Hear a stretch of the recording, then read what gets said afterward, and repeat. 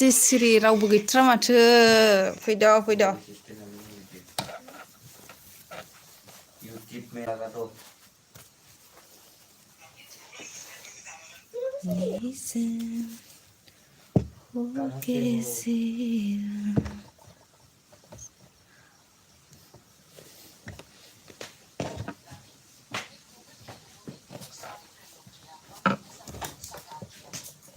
बोरै जाखो मासि गुसु दे दिनै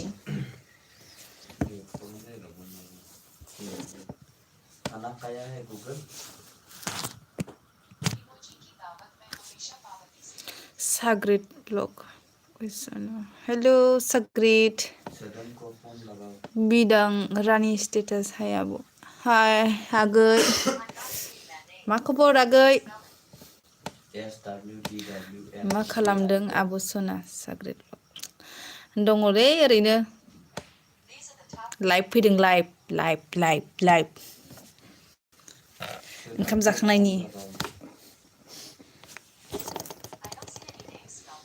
साग्रिद मा खबर बिदां आगै ओंखाम जाबाय नामा टिएन बर' हाय हेलौ टिएन थेंक इउ फैनायनि थाखाय दसे लाइभआव फैनायनि थाखाय थेंक इउ स' माच लखन ब्रह्म हाय हेलौ लखन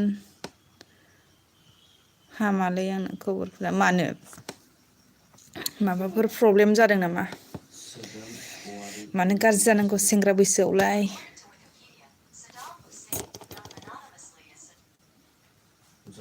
उन्दुबाय नामा सनाफोर जाखांबाय नामा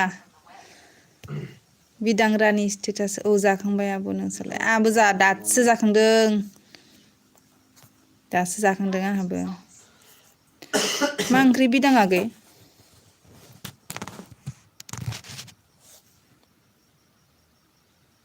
बिक्रम बसुमतारी आन्द्रा आमकि मकालि मा होनखो आं बुजियासै मा आन्द्रा आमकि मकालि होनखो मा होननाय जाखो बुजिथारासै आं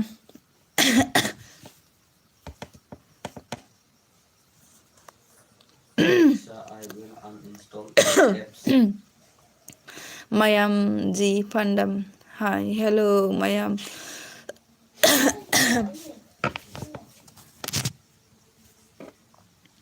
माजों माने माजों सानसुमा ब्रह्म हेल' आब' सना मा ओंख्रै जाखो दाउ आलु बेनोसै ओंख्रिया जेबो गैया दाउ आलु मानसै नोंस्रालाय जयश्री हाय आब' हेल' जयश्री बाग्लारि आगै मा खबर बिक्रम आदै बासि मा ओंख्रि जाखो होनदों आदिबासि बायदि नुदों नामा आंखौ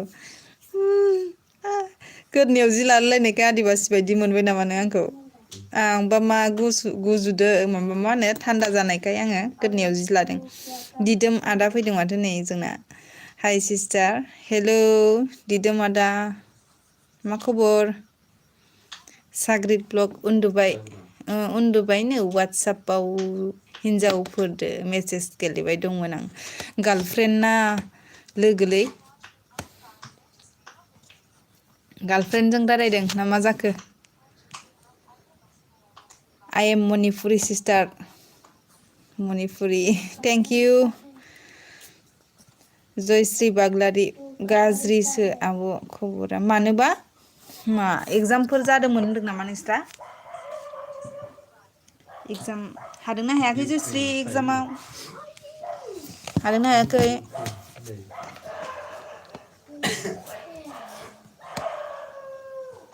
लाइक होबाय आंनिफ्राय थेंक इउ आदा दिदोम लाइभ होनायनि थाखाय केबि बड' नुदोंथ' आदिबासि बायदि जिखौनो लाबायबा नुगोनथ' आरोहाय आं गोजांदों ओंखायनो बिदि लादों आं साग्रिद ब्लग लोगोसो गार्लफ्रेन्ड गैयालै आंहा गैया जायो सेंग्रा मानसिनानो हादों आब' एसे दे हादोंबाथ' मोजां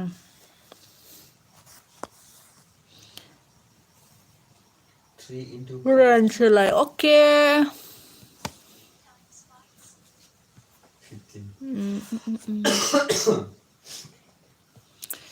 होबाय दे आदा दिदोम मोनसे मेसेज खालामलाय होमबा नुसिगोन जयश्री बाग्लारि आब' आं थांसै दे फरायनांगौ दे मोजां फराय दे आगै दे थांनो हासिगोन दे लाइक होनानै गालां जयश्री आगै के बड' आं लाइक खालामबाय थेंक इउ लाइक खालामनायनि थाखाय गोसोखां वारि मा खबर मोजां आंनाबो नोंनालाय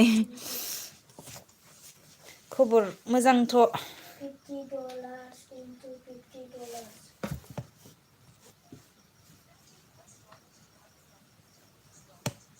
गोसोखां वारि थेंक इउ स' माच लाइभआव फैनायनि थाखाय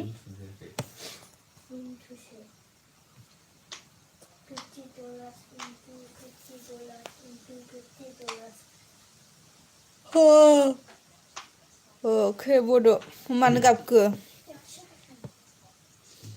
मानोबा गाबखो साग्रिद ब्लग नों हाबा जाबायदां माथो ने आब' हाबा जाबायथ' आरो हायो हाबा जानायसो गथ'आनो दंलायबावो गथ'आनो देरबाय आंना सिख्ला सानदों नामा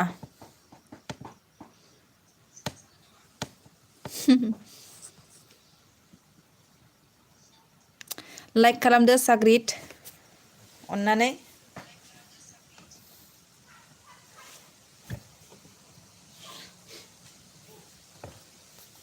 गैला दिनै खमायबाय मानो बिदि खमायफिनो आंबो मिथिया आंनाबो बिदिनो खमायफिनो मालाबा समाव गोसोखां वारि मोजां साग्रिद आंनो फार्स्ट लाइक खालामदों थेंक इउ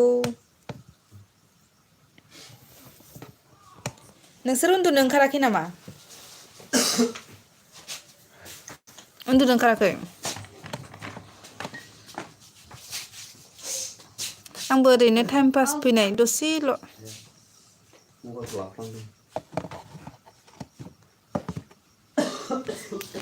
जे जायफोरा लाइक खालामाखै लाइक होनानै गालांदो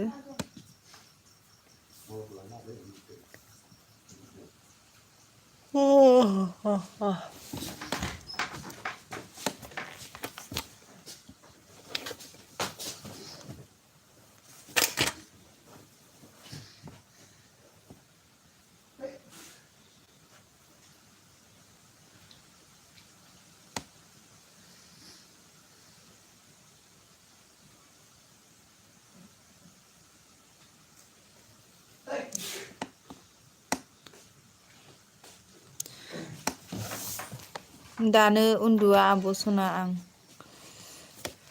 उन्दुनो ओंखाराखै नामा राजु दासो केजि नार्जारि दासो नायफ्रांबाय आंहा उन्दुनो ओंखारबाय आं दे उन्दुनो ओंखारबायबा उन्दुदो होमबाबो लाइक खालामनो बावनाङा दै लाइक खालामनानै गालां थेंक इउ फैनायनि थाखाय होमबाबो थेवबाबो दसेबाबो थादोंना केजि नार्जारि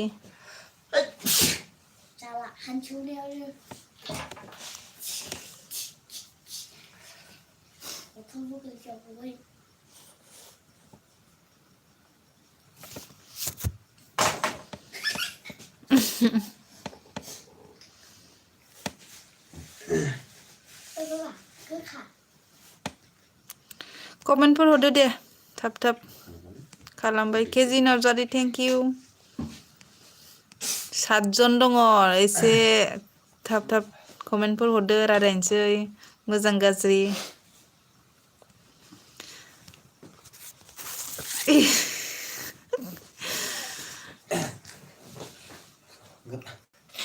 महिमा ब्रह्म लाइक होबाय थेंक इउ महिमा आगै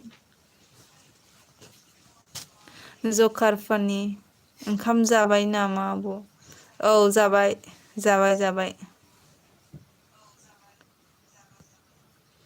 मोजां नुयो नुनाया नोंखौ जेनेबा थेंक इउ बुरिबाबो मोजां नुयो ने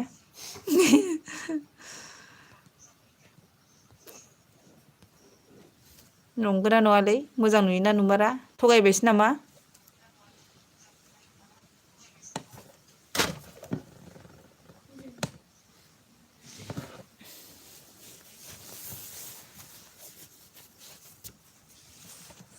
गोजांबायहाय दिनै बोरैबा गुसुथार अखा हादोंना हायाखै नोंसिनिथिं साग्रिद?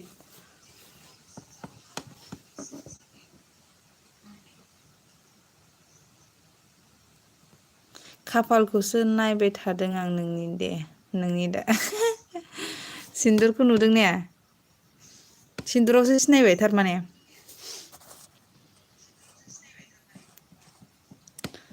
हा होमबालाय ब्लग नाया होमबा नोङो आं ब्लग हगारनाय गथ' गथाय हौवाखौबो देखायखायो माथो आं जखाफानि अखा हादों जोंनिथिं दहायो हादोंमोन जोंनिथिंथ' ओमफ्राय दाथ' अखा गैला नोंसिनिथिं होनबा बिदिबा दाबो हादों नामा हाथरखि फ्राव फ्राव ओंखारजोब्बाय जोंथिं हानाय नंलान्दां दहाय सानावनो हागादों ओमफ्राय दा हाथ'वासै आरो होमबाबो गुसु जाबायना दहाय सानाव अखा हानायखाय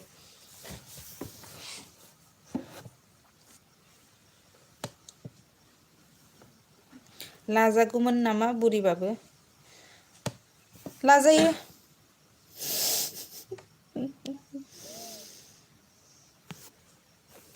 नों गुमैजों दाब्राय जायाबानो जाबाय के बड' मा जाखो साग्रिद ब्लग अखा हाथ'वाखै दासान्दि नायो लाइभआव सावरायबाय नोंदो निरन्जय नार्जारि हाय हेलौ निरन्जय आगै मा खबर निरन्जय ओंखाम जाखांखो ना माखो जाबायना दिदोम ब्लग्स गोसोखां आं लोगो खालामबाय आं नोंबो बेक हरफिनबानो जाबाय गोसोखां नोंखौ दिदोम आदाया दिदोम ब्लग्सआ लोगो खालामबायनो नोंबो लोगो खालामबानो जाबाय दिदोम ब्लगखौ प्लिज खालामहरदो दे जकारफानि जोंनिथिंबो अखा हागाबाय ओमफ्राय थेवब्लाबो बे अखा हानायानो बारा गुसु जानानै गोजाङो आरोना ओरैबायदि थान्दाखा दिनै बोथोरा ओंखायनो नै मा होनगोन बेखौ आदिबासिनि जि लानानै गोदोना खोबथेबाय आं गुसुनि थाखायनो दोरजोदन ब्रह्म मा ओंख्रि बाजै दाउ बयलार आलु नोंस्रालाय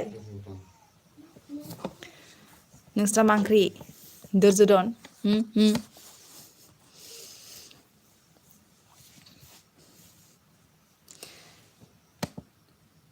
साग्रिद नोंखौ जा फसायो आङो मोनोबा गावखौनो मोनथिया आं हा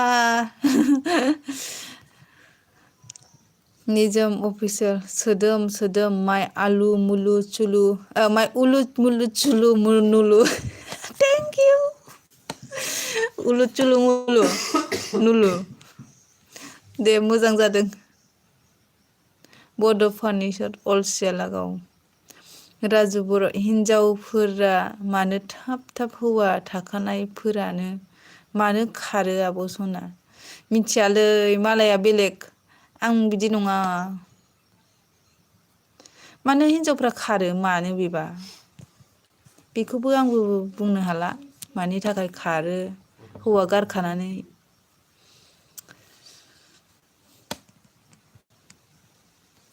फस्थायफिनो ना मायो बेबा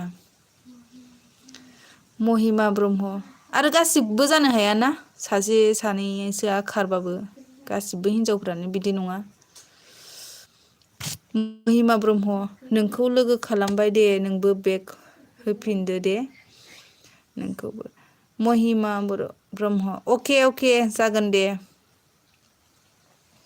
सोमदोन जोहोलाव ब्रह्म हाय हेलौ सोमदोन बड' साया हाय हेलौ बड' साया ब्लु होलाय अके होगोन दे होगोन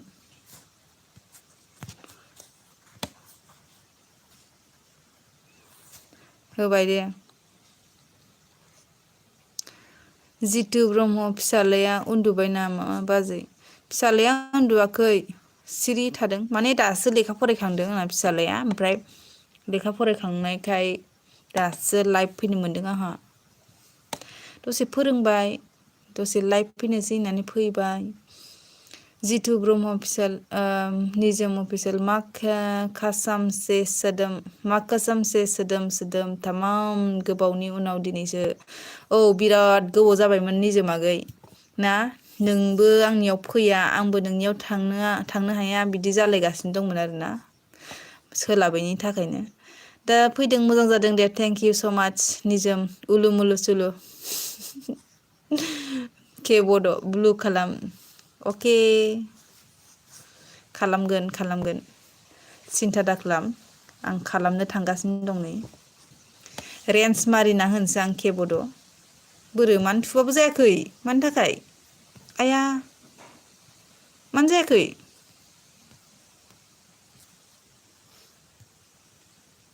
जागोन र' जाबाय होबाय आङो बहानि नों आब' आङो उदालगुरिनि सोमदोन उदालगुरिनि आङो दुर्जधन ब्रह्म बे फाग्ला बिदिजों जागोन मा फाग्ला आं मा खालामदोंखाय एसे आं माबा गोरोन्थि खालामदों नामा गोरोन्थि बुंफ्लांबाय नामा दुर्जधन बड'साया थेंक इउ बिफर बर' हेल' आब' सुना हय आगै सुना बिफर बर' थेंक इउ फैबाय थाथारो नोङो गोजोननाय थाबाय सोमदोन जितु ब्रह्म लोगो जादो सोमदोन जोहोलावखौ लोगो खालामदो जितु ब्रह्म आं नै रेन्ज मारिना होनोसै थुबानो जाबाय नैबे गोथाङावनो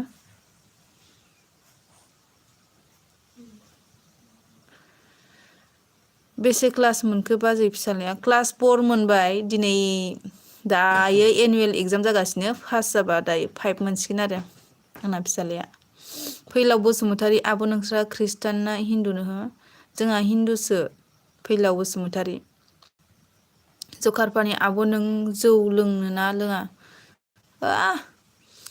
जौखौथ' दा बुंसै गोसो जाबानो लाखायो आं बेफोरखौ साग्रिद ब्लग बाजै होनना जंखायबाय आं नोंखौ गाज्रि दामोन दे बाजै सना आरे आंहा बिबोनांसो नागिरगासिनो दंखायोमोन मोजांसो जादों बाजै होननाया आंहा बिबोनां मोनदों मोजांसो जादों साग्रिद अ चांदनी आया है तेरा दीवाना महिमा ब्रह्म आं नागिरनो र' सोरखौबा नागिर बड'साया आंनि चेनेलखौ 60 कमप्लिट खालाम बड'सायाखौ अननानै दे सापर्ट होलायलायदो बड'सायाखौबो सोमदोन जोहोलाव गोमैखौ नायगौमोन बाजै गोमैया उन्दुबायहे उन्दुलाङाखै आरो बिसिनायाव दङ फैनाय नङानदां बियो फैलाव बसुमतारी आब' नोंसोरना मा जायगा जोंना माबा उदालगुरि खाजियामाथि दै उदालगुरि खाजियामाथि जोंना साग्रिद ब्लग बाजै आं मोनथियो ना हाबा जाबाय होनना बाजै जादो दे नों आंनि दे जागोन दे बिबोनां महिमा र' आं रेन्ज होग्रोनो महिमा ब्रह्म गलाय गथाय लोगो खालामबाय आं बेग हरफिनदो गलाय गथाय थांखो ना माखो नै लोगो खालामबायनो बिथां महिमा ब्रह्मआ बेग खालामफिनबानो जाबाय फैलाव नोंखौ खालामदो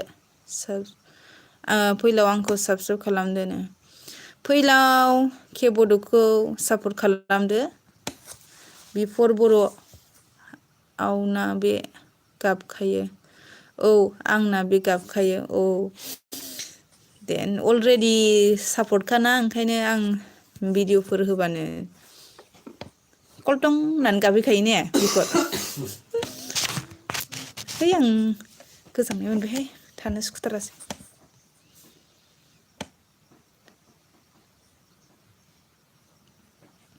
Sanaram Basumatary blog hi hello' आब' दिनैसो thank you Sanaram thank you फैनायनि थाखाय लाइक खालामनानै गालां दाहाय प्रमद नार्जारि बाजै हेल' हाय प्रमद हे मा खबर बड' फार्निचार दुर्जधन दंना गैला दुर्जधन दंना गैलानो बड'फानिया नागिरदों नै सिनायलायोदां गावस्रा साग्रिद ब्लग आंनि बाजै जामारगोन दा नों औ दे बिबोनां दे सोमदोन जोहोलाव ब्रह्म सनाराम बसुमतारी ब्लग लोगो खालामदो सोमदोन जोहोलावखौ सनाराम लोगो खालामहरदो दे आरो बेक खालामगोन बेबो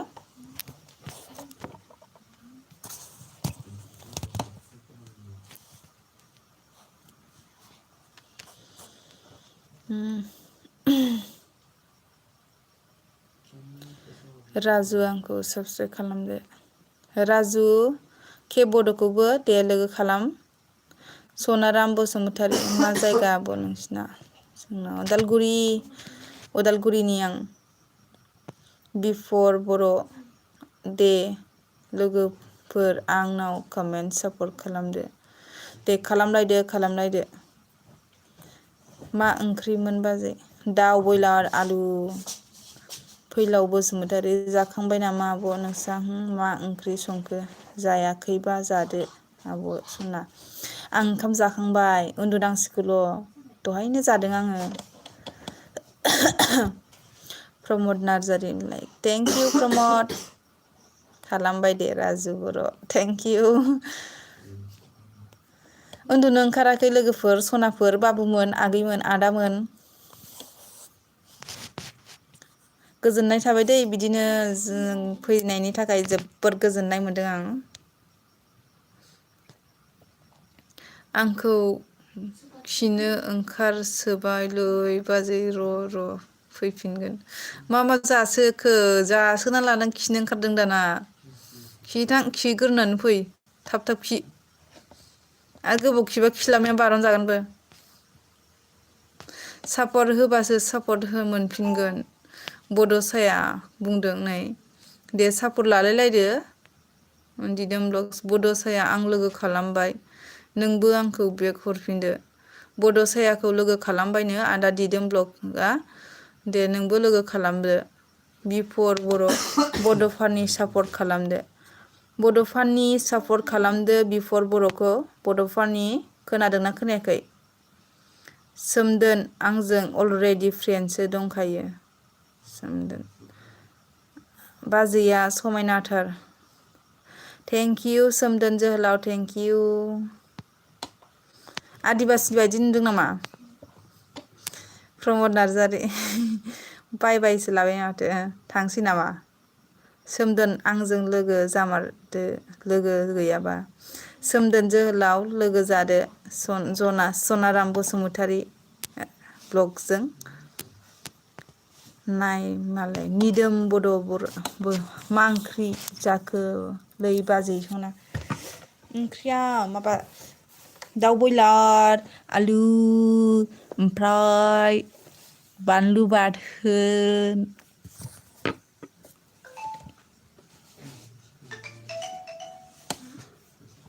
साग्रिद ब्लग बाहाय गोबाव जायो आंहा खिनाया माने आयु थैगोनलै नोंजों इमान गोबाव खियो आधा घन्टा नामा ना 40 मिनिट 40 मिनिटसो जोंनाथ' नोंगुमैया आयौ बिराद गोबाव खिखायो नेनो बागुलायो मालाबा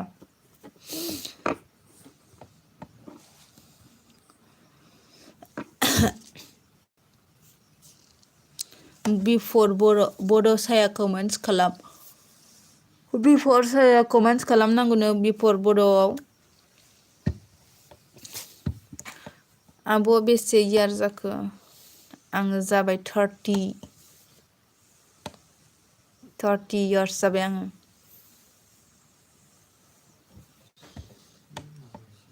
निदोम बड' मा ओंख्रि जाखो बाजै सना दाउ बयलार आलुसो जोंना प्रमद आं सापर्ट खालामबाय आंखौबो बानायदो सापर्ट होनदों सनाराम बसुमतारिया प्रमद सापर्ट खालामनांगौनो सनाराम बसुमतारिखौ निदोम बड' गोथाव माथो बाजै बिराद गोथाव जाखायो जोंहा आरो आङो बेबायदि थावै संख्रि नाङै संनो रोङा बिराद गोथाव संखायो नोंगुमैया आयै जाबाथाय जाब्रेलायथारो आं संनायखौ बड'साया कमेन्ट खालाम गाबोन रिप्लाय हरगोन आं कमेन्ट खालामना हरदो बड'सायानाव जायफ्रा खालामाखै सापर्ट खालामलायदो ओमफ्राय बेक खालामफिनलायबानो जाबाय सापर्ट खालामलायनांगौहाय गावजों गाव सापर्ट खालामब्ला नटिफिकेसन अन खालामलै गाइसमोन बड'साया सापर्ट दान सबिता भाबि हेल' डार्लिं हाय सबिता भाबि हिन्जावना हौवा जाखो नामखौथ' आं हिन्जाव बायदिसो मोनदों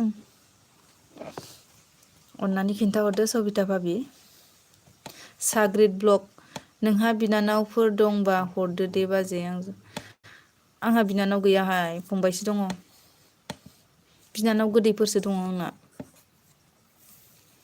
सोमदोन जोहोलाव नामालाय मा आंनिजों एखे थामफ्राङो नोंना सोमदोन जोहोलावना सनाराम लोगोखा नोंबो आंजों लोगोखानो सनाराम नोंजों सोमदोना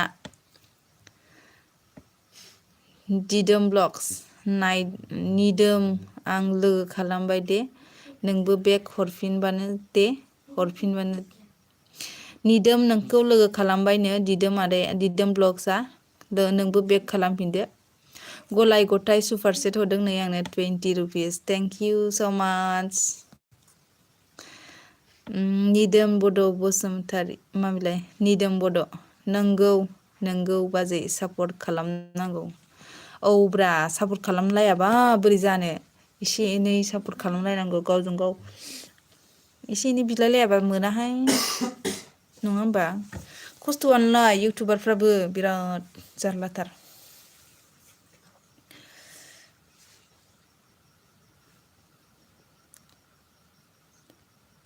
लोगो साब्लाबाबो थायानो माथो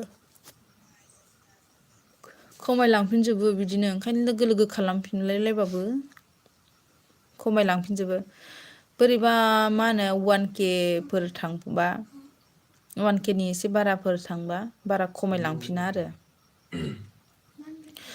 सोरबा 1K कमप्लिट जायाखै कमेन्ट मी गाइस साग्रिद ब्लगनो कमेन्ट खालामबानो जाबाय बेबो बेक खालामफिनगोननो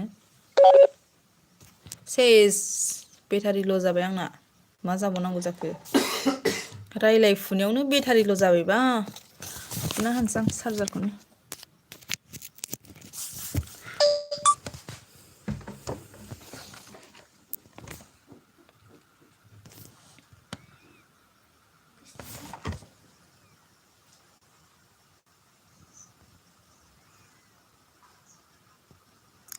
बड'साया गैजायाखै नामा बड' नों गोजाङाखै नामा आब' नों बड' नों सोंफ्लांलाबायो मिनिनासो थैगोन गोजाङा जायो गोजांनानै नुवाखै आदिबासि जि लानानै फानफ्रेना थानायखौ गोदोनाखौ माबायदि हाइनेक गानदों नुवाखै गोजांदों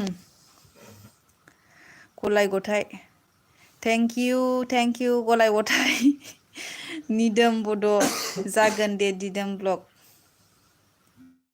निदोम बड' आं सापर्ट खालामबाय भिडिअ नायना आंखौ बारा अनदो एसे सनाराम बसुमतारीखौबो सापर्ट खालामदो अननानै निदोम बड' फैलाव बसुमतारी आब' नों मानो आंनिखौ फरायाखै फरायगासिनो नै आं दासो नुदों फरायदों दे गाज्रि दामोन आं बोरैबा नुसनाखैबो जानो हागौ अननानै गाज्रि मोननांला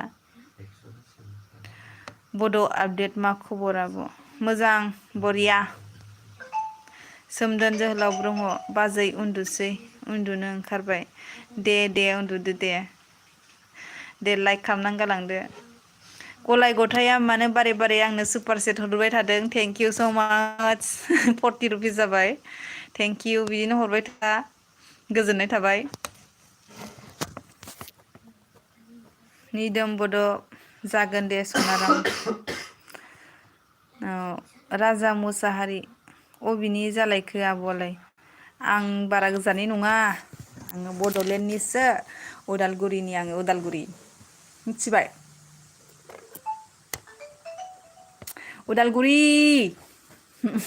राजा मुसाहारि थेंक इउ स' माच लाइभआव जइन जानायनि थाखाय आरो लाइक खालामनानै होदो आरो गोदानबा सापर्ट खालामदो ना मा होनो महिमा ब्रह्म निदोम आं लोगो खालामबाय दे बे आइबेक हरफिनदो अननानै। महिमा ब्रह्मखौबो सापर्ट खालामदो निदोम नोंखौ खालामबायनो महिमाया।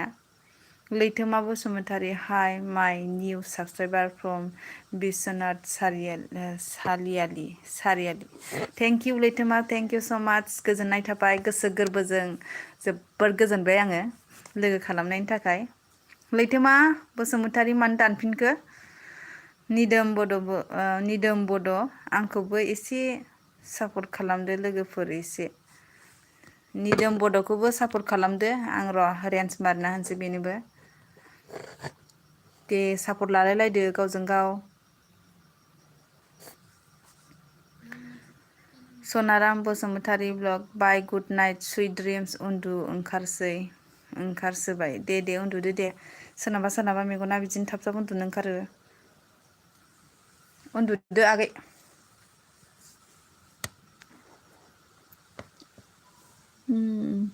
गोसोम सोम जादोंहाय दासान्दि। गलाय गथाय थेंक इउ सुपार सेट हरनायनि थाखाय। इटिजे बड' 2.0 मोजांना आब' खबरा? बरिया मोजां।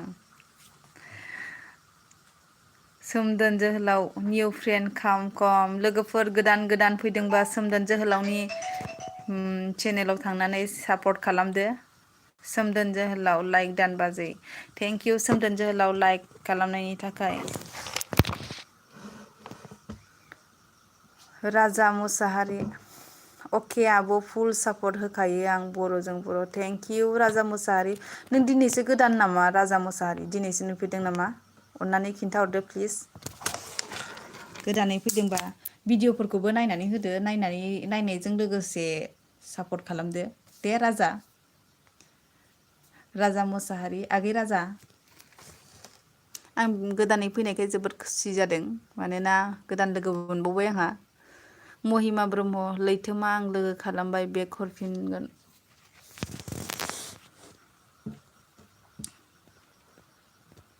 महिमा ब्रह्म लैथोमा आं लोगो खालामबाय बेक हरफिनगोन। बेक खालामफिनदो महिमा ब्रह्मआ लैथोमाखौ लोगो खालामबायनो। लैथोमा दंना गैया?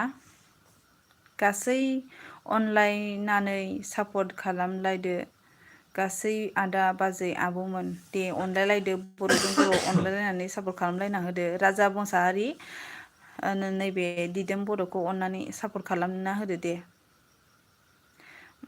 राजा मुसाहारि थेंक इउ आगै।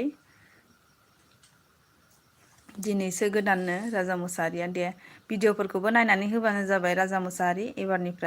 दिनैनिफ्राय गोदान लोगो खालामबाय नालाय गोजोननाय थाबाय।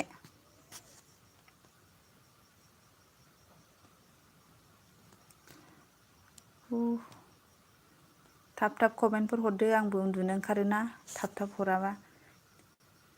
नोंस्रानि गुमैया मा मावो? जोंहानि गुमैया मा मावो माने मा खिन्थाबावनो आङो। दायो एसे बेखारसो दंथ'यो गुमैया। बिदिनो फिसा फिसौ एनरेगानि थिखा मावो नोंगुमैया। थोआ थेवबाबो बहा थोनो बे फिसा फिसौ थिखादारालाय नङा होमबा?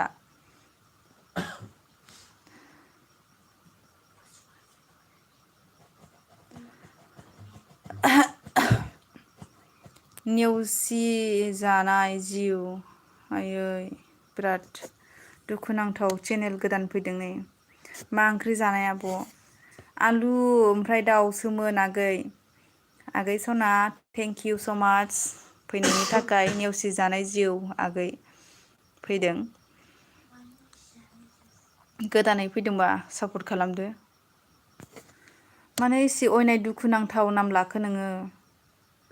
के बड' आंखौ दिनै रावबो सार्च खालामनाङा आं नोंसोरनिखौ खालामगोरनि आंनिखौ गाबोन खालाम आं कमेन्टस हरगोन।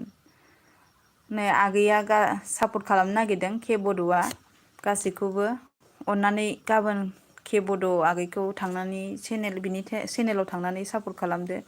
आगैया नोंसोरखौबो सापर्ट खालामगोननो बावनाङा खिन्थु दिदोम ब्लग्स महिमाया दिदोम ब्लग्सनि नो गोदान चेनेल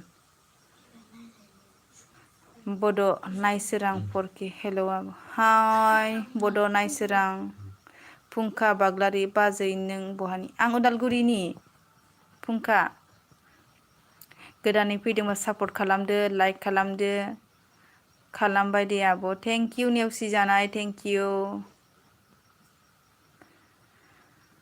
नोंहाबो चेनेल दं नामा नेवसि जानाय जिउ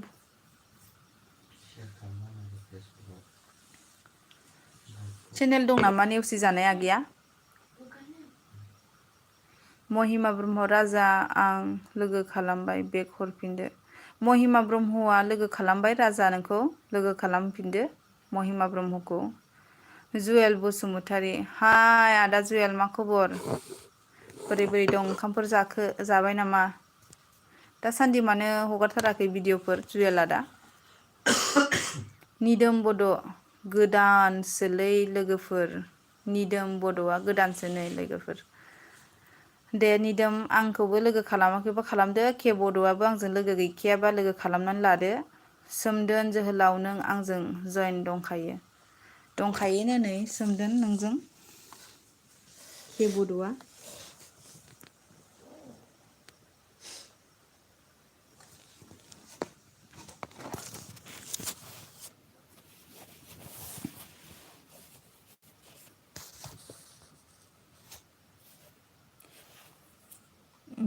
गोदानसो सोमदोन जोहोलाव नों आंजों जइन दंखायो सोमदोन जोहोलाव के बड' एर' आंबो नोंखौ नायनि राजु बर' जाखांबाय आब' आंबो दासो बयलार फ्राय जोंहाबो मोजां गोथावालाय गोथावहाय बयलार जाबा एसे मोदोम सानाय जायो मानो बिदिथाय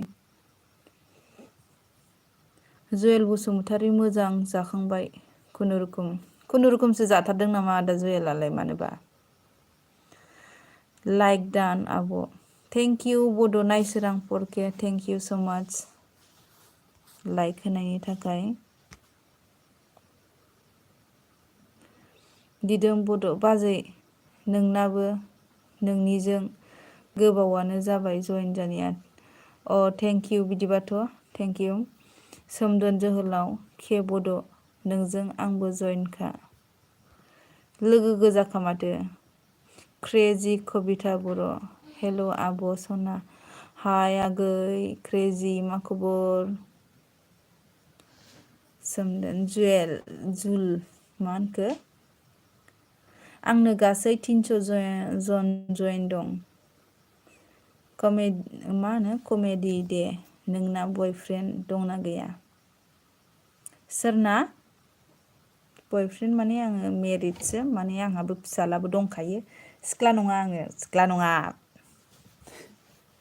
र' नोंगौमिखौ दा देखायगोन आं नुवाखैबा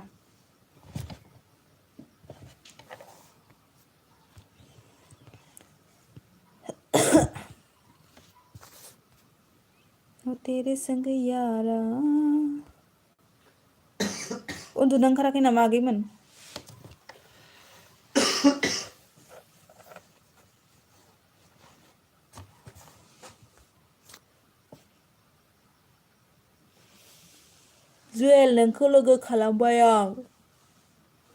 जुवेल नोंखौ लोगो खालामबाय नै सोमदोन जोहोलाव ब्रह्मआ नोंबो लोगो खालामहर बड' नायसोरां उन्दुनोसै आब' आं गुड नाइटसै आंना नेट नाङा बारा हराव दे जागोन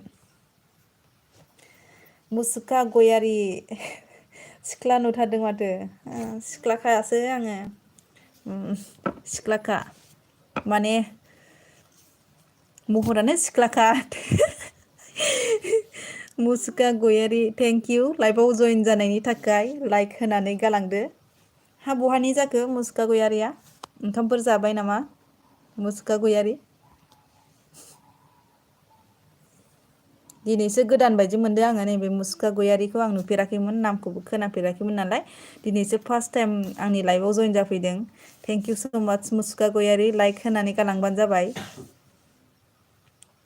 निदोम बड' दुदुनोसै दे बाजै सना दे उन्दुदो दे उन्दुदो गोबाव मानि थाबाय लाइभआव उन्दुनो ओंखारबाय बे आद्रि आद्रि जुवेल अके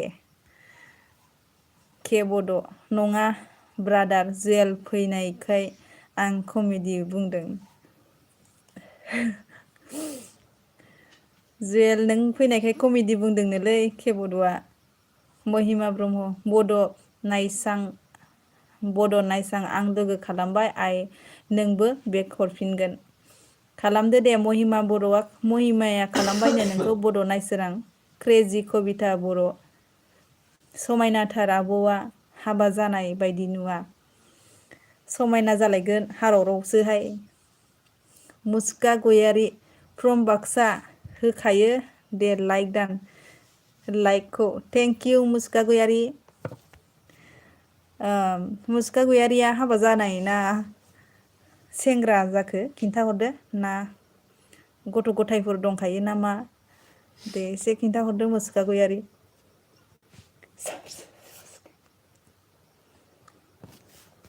Juwel Basumatary a nice thank you Jewel के बड' ओइ मुसुखा आंखौ साबस्क्राइब खालामदो दे नै मुसुखा गयारि नैबे के बड'खौ साबस्क्राइब खालामनानै होदो अननानै के बड'नो सापर्ट नांगौ जादोंनो मुसुखा गयारि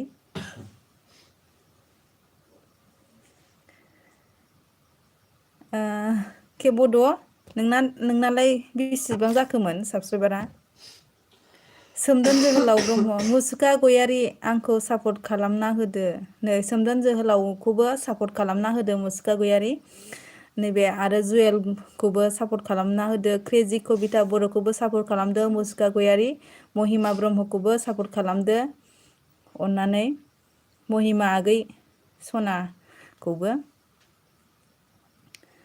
दे सापर्ट खालामना होबानो जाबाय बे गोथां गोथाङाव थुनानै होबानो फैखायो थांखो ना माखोबा मुसुखा गयारिया मुसुखा गयारि जानुवारियावसो जादों हाबा जागोदानसो मा बहानिथो हिनजावालाय मुसुखा गयारि ना आंलाय सेंग्रासो सानदोंमोन हाबा जानायसो जाबाय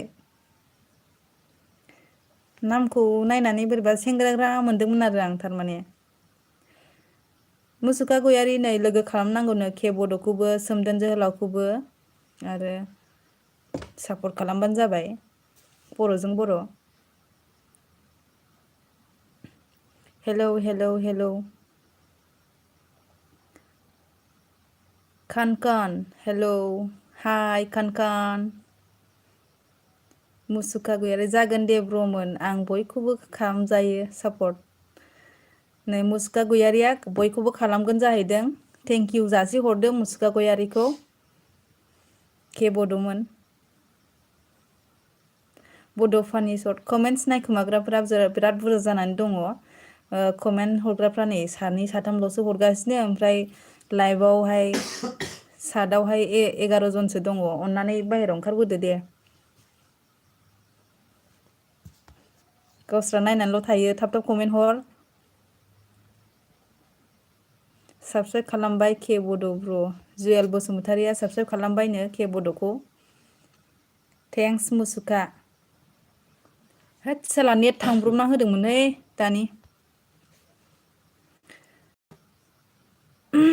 मा ओंख्रि जाखो मुसुखा आब' उन्दुसै दे आं उन्दुनो ओंखारबाय नामा सोमदोन दानो दे उन्दुदो दे हरबो जाबायना आंबो बारा गोबाव थाला दसे समल' थानोसै सोमस्रि बर' आब' आंनो इउटुब चेनेल शेडिउल खालामदे लोगोफोर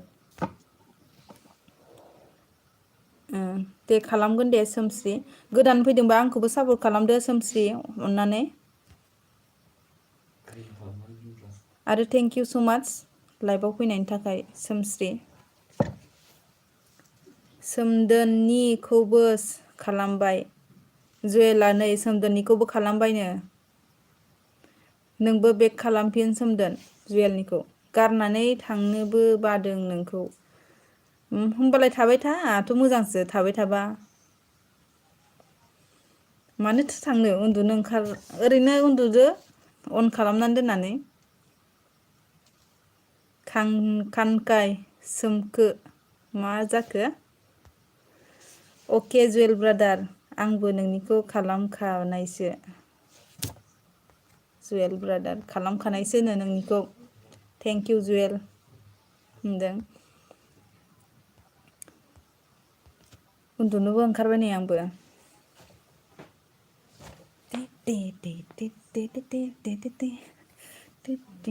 गोलोमनायनि एसे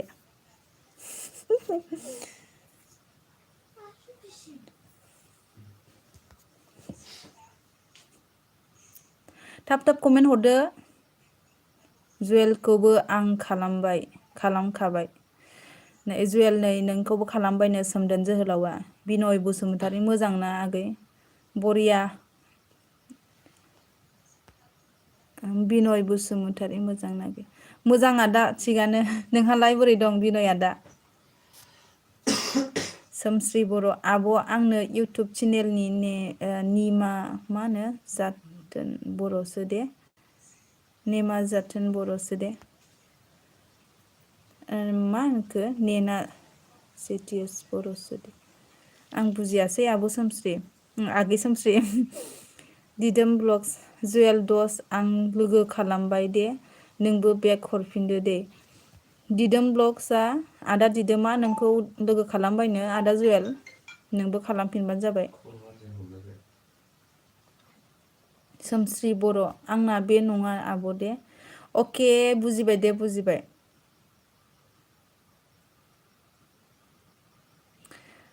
के बड' ओइ बुंला नार्जारि आंखौ खालाम ओइ बुंला नार्जारि आंखौ खालाम के बड'खौबो खालामनानै होदो दे सापर्ट खालामदो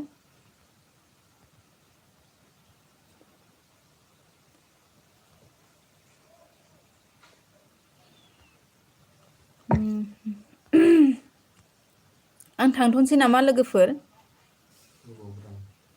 हरबो जाबाय माथो गावस्राबो नै नायखुमानानैल' थायो थाब थाब कमेन्ट हरा मा रायलायनो जायो आंहा थाब थाब कमेन्ट हरबालाय थाबावनो मोजां मोनो गावस्रा थाब थाब हराना कमेन्ट नायखुमानाल' थायो सोरबा सोरबा सोमस्रि बर'निखौबो नै लिंकआव थुनानै होदो बेनियाव सापर्ट खालामबानो जाबाय बे सोमस्रि बर'नि चेनेला थुनानै दे थाब थाब हरदो बुंला नार्जारि आब' आंबो इउटुब खुलिसै आंनिया मा होनो बि नार्जारि अफिसियेल ब्लगसो जागोन दे जागोन आं सापर्ट खालामगोन दे नों खुलिबानो जाबाय भिडिअफोर होबाय थाबानो जागोन दे सोमस्रि बर' नो आब' आंनो लाइक थेंक इउ मोजां बिनय बसुमतारी मोजां आगै थिगानो बिदिबा मोजाङैनो थाबाय थाथों आदाया मा ओंख्रि जाखो आदा बिनय दिदोम ब्लग्स बुंनानै होदो जुवेलखौ आं लोगो खालामबाय दिदोम आदाया जुवेलखौ लोगो खालामबायनो जुवेल बसुमतारिया थांखो ना माखो नायलाय दिदोम ब्लग्सखौबो लोगो खालामदो सोगोमसार आदाखौ खेबसे देखायलाय बाजै आदाया उन्दुबाय बियो लैथोमा बसुमतारी बाट आंनि SMS रिप्लाइ खालामा ओंखारलांथ'नोसै आं दासो नुदोंलै आगै दासो नुदों आङो माने नेट प्रब्लेमबाबो नुवाना मालाबा कमेन्टफोरखौ गाज्रि दामोन सोमस्रि बर' कमेन्ट खालामना है आंनाव दे आंनियावबो कमेन्ट खालामना दोनबानो जाबाय सोमस्रि बर' आंबो बेक खालामगोन नोंखौ अके आब' अके दिदोम दे दिदोम आदाखौबो लोगो खालामदो जुवेल बसुमतारी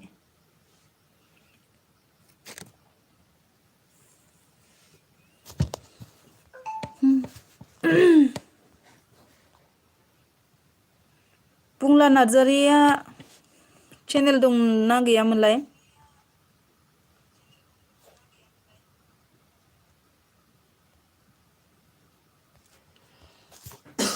हरबो जाबाय नै आंबो दसेल' थानोसै बारा गोबाव थाला।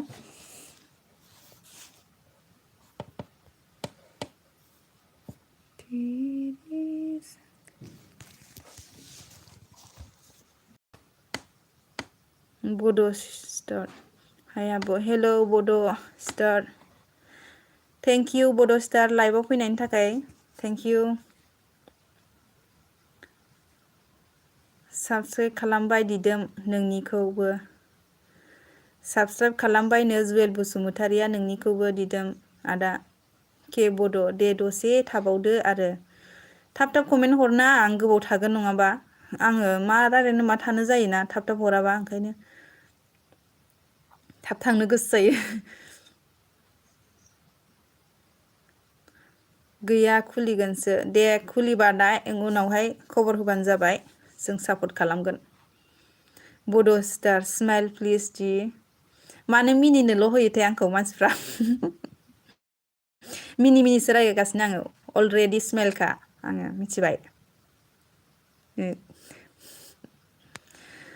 दिदोम blogs thank you Jewel ji thank you होनबाय नै बड' furniture thank you so' much गोजोननाय थाबाय 20 रुपिस हरदों आंनो थेंक इउ सुपार सेट हरनायनि थाखाय गोजोननाय थाबाय थेंक इउ स' माच बा दिनै आंनाव 120 जाबाय माथो सुपार सेटआ फुंखा बाग्लारि मा ओंख्रि जाखो बाजै ओंख्रिया माबासोमोन दाउ ओमफ्राय आलु नोंस्रालाय मा ओंख्रि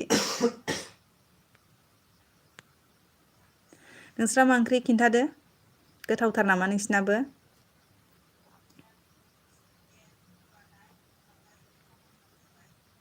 आं भिडिअफोर हगारबा गोबाव गोबाव नायनानै होब्रा फुरा फुरा आंनि भिडिअखौ आंहाबो वाट्स टाइम नांगौ जादों नोंसिनि सापर्ट नांगौ जादों महिमा ब्रह्म जुवेलखौ आं लोगो खालामबाय दे मा होनो नोंबो बेग हरफिनदो दे जुवेल दा नोंखौ लोगो खालामबायनो महिमा ब्रह्मआ नोंबो बेक खालामफिनदो फुंखा बाग्लारि जोंना अमा लाफासो आव गोथावानो माथो अमा लाफायाबो गोथावसोलै खथ' गोथाव बिरमल हेलौ हेलौ हाय बिरमल थेंक इउ लाइभआव फैनायनि थाखाय लाइक होदो दे गासिबो अननानै जाय जाय होआखै बहानि नों आं उदालगुरिनि बड' स्टार उदालगुरिनि आङो सालु आरेम अबे जायगानि आब'आ आं ओइ माबानिसो उदालगुरिनि आङो नोंलाय बहानि साल' आरेम बिनय बसुमतारी लाफासोलै आगै बा गोथाव माथो लाफाजों माजों बेदर गैया नामा फुंखा ब्रादार आंखौ खालामदो के बड' फुंखा ब्रादार के बड'खौ लोगो खालामदो अननानै बड'फानि 20 हरबावदों super Z thank you so' माच हरनायनि थाखाय मानो बिदि हरबाय थादों नोङो जेन'बा बड'फानि साल' आरेम आं चिरांनि आब' चिरांनि आरोना चिरांनियानो बांसिन फैमारो आंनि लाइफआव बड' स्टार आब'आ हाबा जाबाय नामा औ आं हाबा जाबाय बा ओमफ्राय फैसा बारा जादों बुरजा बुरजा हरना बारा जादोंबा थेंक इउ हरनायनि थाखाय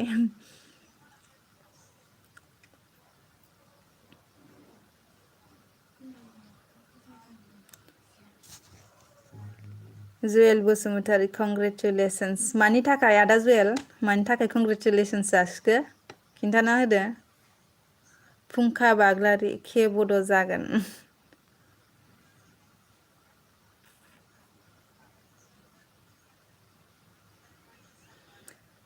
गुसुथारहाय दिनै बोथोरा अखा हानायखायनो हाबा जानाय बायदि नुखायो माथो आब'खौ महरानो हाबा जानाय बायदि नुखायो माथो आब'खौ महरानो औ आं हाबा जानायानो अनेक गोबाव जाखाबायना माने फिसालायाबो आंना गिदिर देरखाबाय एसे बुरिनायसो बुरिसो अके फुंखा ब्रादार अके महिमा दे सापर्ट लालायलायबानो जाबाय गावजों गाव।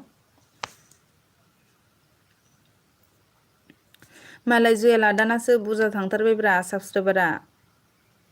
पेमेन्ट मोनबाय नामा आदा जुयेल?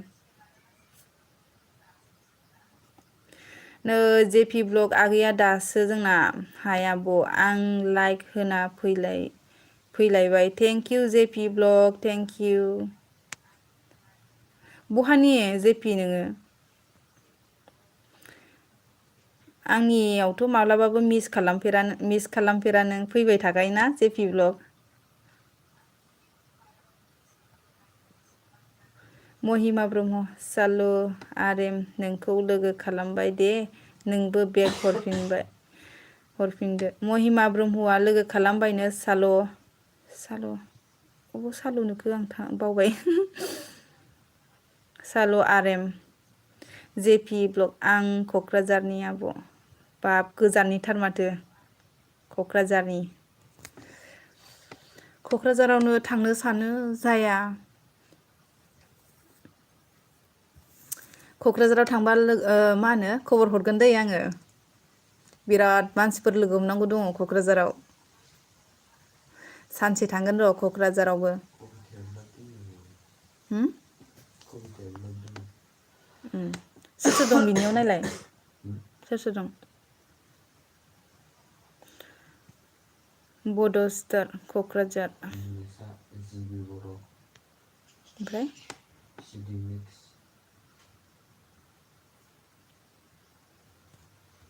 बेसे बुरजा? जेपि ब्लग निउ फ्रेन्ड काम। गोदान लोगो फैदो जेपि ब्लगखौ सापर्ट खालामनो थाखाय अननानै बड' स्टार सापर्ट खालामदो जेपि ब्लगखौ। नोंनाबो माबा दंना बड' स्टार चेनेल दं ने? गोदानै फैदोंबा आंखौबो सापर्ट खालामनानै होदो जे बड' स्टार। बिनय बसुमतारी नोंसिनाव बेरायहैनांगौलै आगै। बेरायफै मालाबा आदा जेबो नङा बैसागुफ्राव फैबानो जाबाय। बादा गैया फैबानो जाबाय आदा बैसागुआव।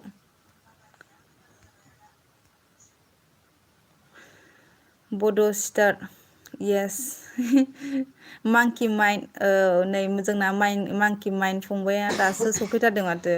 दासो उन्दुनानै सिरि मोनफिनबाय नामा मुगासेसो मोनखांबाय नामा मांकि माइन्डालाय।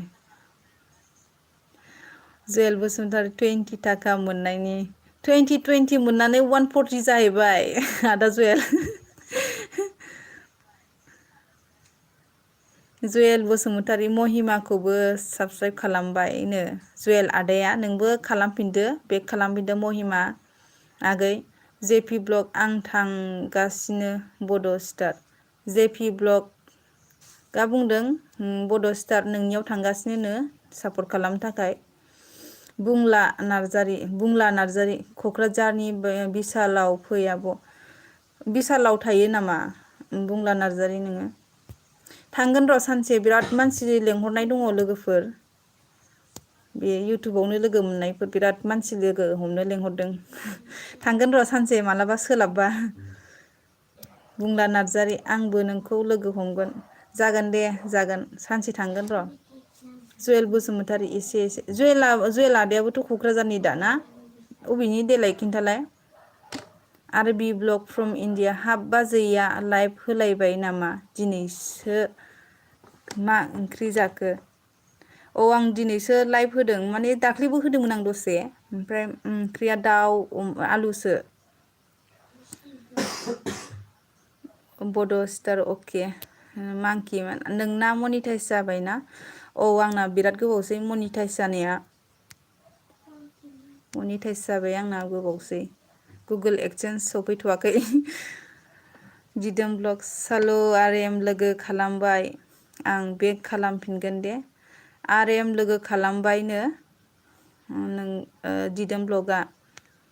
बड' स्टार आंनि भिडिअ'आव कमेन्टसल' खालाम साबस्क्राइब खालामना होगोन आं गाइस। नै बड' स्टारनियाव कमेन्ट खालामनानै दोनहैबानो जाबाय। गावबो उल्था मा होनगोन बेक खालामफिनगोन। नेलिक्सखौबो साबस्क्राइब खालामबाय आं होनदों जुयेल बसुमतारिया। नेलिक्सआ दंना गैलाथाय? नेलिक्सआ नै सापर्ट खालामबायनो। माने जुयेल बसुमतारिया नेलिक्सखौ सापर्ट खालामबाय। बिनय बसुमतारी नोंजों दिनैसो फार्स्ट टाइम। थेंक इउ आदा बिनय थेंक इउ। लाइक होआखैबा लाइक होना होदो आदा। आरो सापर्ट खालामनाय गैयाबा खालामदो साबस्क्राइबफोर। खनसे गासैबो हाय लिरदो सोर सोर दं नायनि। नै बड'फानिया सोर सोर दं खनसे नायजोबथारनोनो 20 जन सात दङ आंजों ओमफ्राय नायनोनो हाय होनहरजोबदोलाय दे गासिबो ओंखारबोजोबदोब्रा सिङाव थानायब्रा मा नायखुमाना थाबाय थायो नोंसोरलाय कमेन्टखौलाय। नेलिक्स दैमारि आंनि कमेन्ट नायासै नों आब'। आं दासो नुथारदोंहाय नेलिक्स आगै। थै मानो बिदि बुङो। गावहा कबिथानावसो दंहैयोलायमोन बे नेलिक्सआ। कबिथा लाइभ फैदों दा? कबिथानियाव जाय जाय थांनायमोन सोर सोर थांनायमोन खिन्थाहरदो। जुयेल अके जागोन। मांकि माइन 1 मान्थआव टटेल बेसेबां डलार आर्न जायो? 1 मान्थआव टटेल बेसेबां डलार? बिराद खस्थ'। भिउस बारा फैयाबाथाय डलारानो जानो नागिरा। $1 खालामनोनो बिराद खस्थ' माथो। दे नोंसोर गासैबो लोगो हमलायजोबदो। आं 5 बोसोर थाना लोगो हमनोसैलां गासैखौबो। बड' स्टार महिमा ब्रह्म जुयेलखौ लोगो खालामबायथ'। जुयेल नोंखौ लोगो खालामबायनो महिमा ब्रह्मआ। नेलिक्स ओं आब'। ब्लु खालाम दे आब'। अके खालामगोन दे नेलिक्स खालामगोन दे।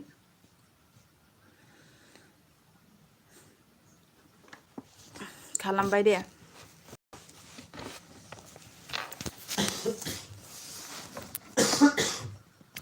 आदा बिनयआ थांखो ना माखो? बुंला नार्जारि बायबाय नामा? बायबाय लाखो ना माखो? थांसै नामा? माहानि नों आब'? आं उदालगुरिनि नेलिक्स। उदालगुरिनि आङो। नोंलाय बहानिथो? अननानै खिन्थाहरदो। आंहा 1K साबस्क्राइबार जाबासो भिडिअ हगारसिगोन। 1K भिडिअ हगारबाय थाबासो 1K जागोन। भिडिअ हगारनायखौ गारनाङाब्रा। आंबा बिराद खस्थ'नि गेजेरजोंसो 1K जानो हादों भिडिअ हगारबाय थानानैसो। खस्थ'लै 1K जाहोनोनो बिराद थान मोननो नागिरा। ओमफ्राय आंना दायो आं माला 4K जागोन नेगासिनो। 4K नि लामायाव फैगासिनो आंना।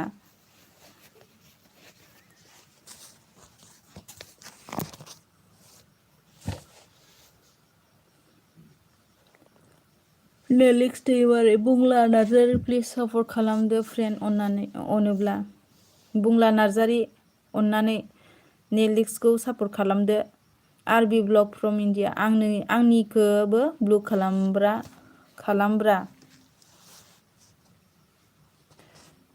ब्लु खालामब्रा गावराबायनोसै आं मानसिफोरनिखौ गावराब दे खालामगोन दे आरबि खालामगोन दे।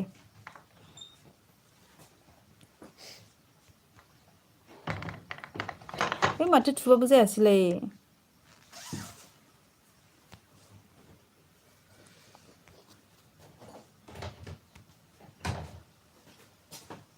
खालामबाय दे आरबि ब्लग नोंनिखौबो। जेपि खालामबाय बड' स्टार। बुंला नार्जारि थांसै नामा बुंला उन्दुनोसै नामा? हर जाबायानोलाय नै। आंबो दसे थानानै ब्लडनोसै उन्दुनोसै। उन्दुनो ओंखारबाय। 10थासिम थाबावनोसै आरो आं। इदित लरग फैदों नै गोदान नामा? हाय आब' हेलौ इदित। थेंक इउ लाइभआव फैनायनि थाखाय। गोदान फैदोंबा सापर्ट खालामदो इदित।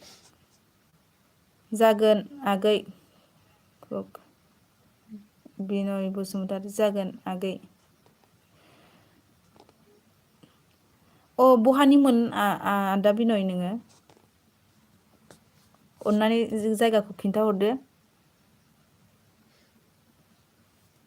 बड' स्टार गेमिं लाइभ स्ट्रिम खालामनोबो मबाइला बारा मोजां नङा ना 1K जाबायसो मबाइल मोजां लाना लाइभ होनोसै दे मोजां जाग्रो होमबालाय साल'आरेम बर' मा ओंख्रि जाखो आब'? ओंख्रियाथ' माबासोमोन ओंख्रिया जोंना दाउजों आलुजोंसोमोन। इदिट लरग' निउ साबसक्राइबार आब'। Thank you edit thank you so' माच। आं बेबायदि निउ साबसक्राइबार मोनबा बिराद गोजोननाय मोनो। अननानै जायफोरा गोदान आरो आंजों लोगो गैया अननानै लोगो खालामनानै होदो।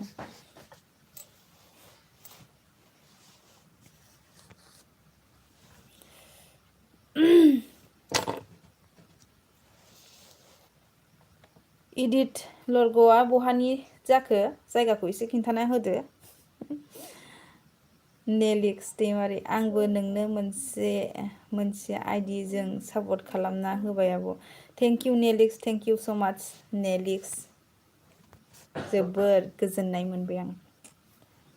सापर्ट मोनबा बिराद गोजोननाय मोनलायलायो। साल'आरेम सापर्ट खालामदो फ्रेन्ड अनोब्ला। साल'आरेम सापर्ट खालामदो अननानै नेलिक्सखौबो। बड' स्टार उन्दुनो ओंखारबाय नामा बड' स्टार? लाइक होदोंना होआखै जाखो बड' स्टारा आंखौ? महिमा आरबि आं लोगो खालामबाय नोंबो बेक होफिनदो डियार। आरबि नोंखौ लोगो खालामबाय महिमाया नोंबो बेक होफिनदो। नेलिक्स इदिट लरग' सिमप्लिस इदिट लरग' नेलिक्सखौ नै सापर्ट खालामनांगौनो खालामहरदो प्लिज अननानै।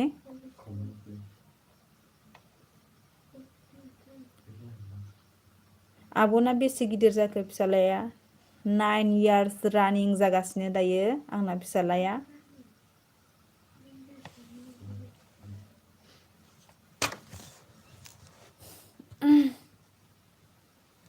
बड' स्टार आब'ना बेसे दे थाब कमेन्ट हरदो आं थांसै नै। बड' स्टार अ माइ गड मानोबा फिसालाखौ गिदिर जाबाय आंना फिसालाया मानोबा अ माइ गड होनखो?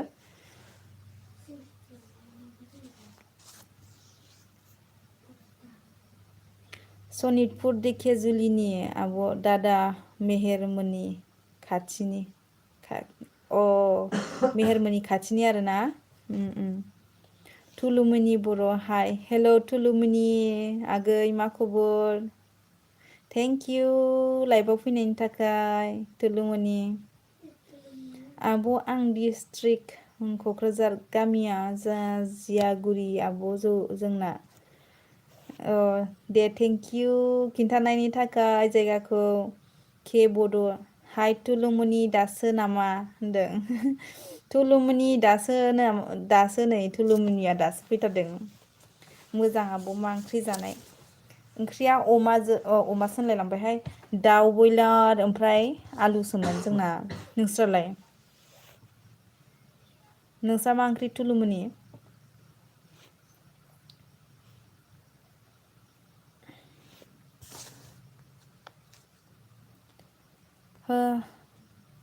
दे थाब कमेन्ट हरदो।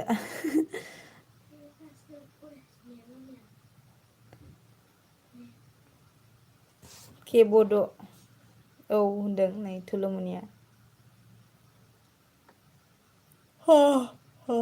थुलुमनि नों बहानिमोन हो आं बावबाय होनदों।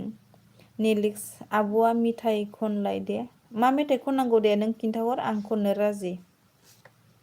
बिनय बसुमतारी क'क्राझार आगै क'क्राझारनिया बांसिन दंथारो नामा दिनै आंनि लाइफआव? महिमा ब्रह्म थेंक्स। आब'आ बेसेबां इयार्स जाखो? आं 30 इयार्स जाबाय। लकेल बय जोंहाना केरादाफिनि आलु नामा? सोरो आङो? बिदिनो होनखाबाय।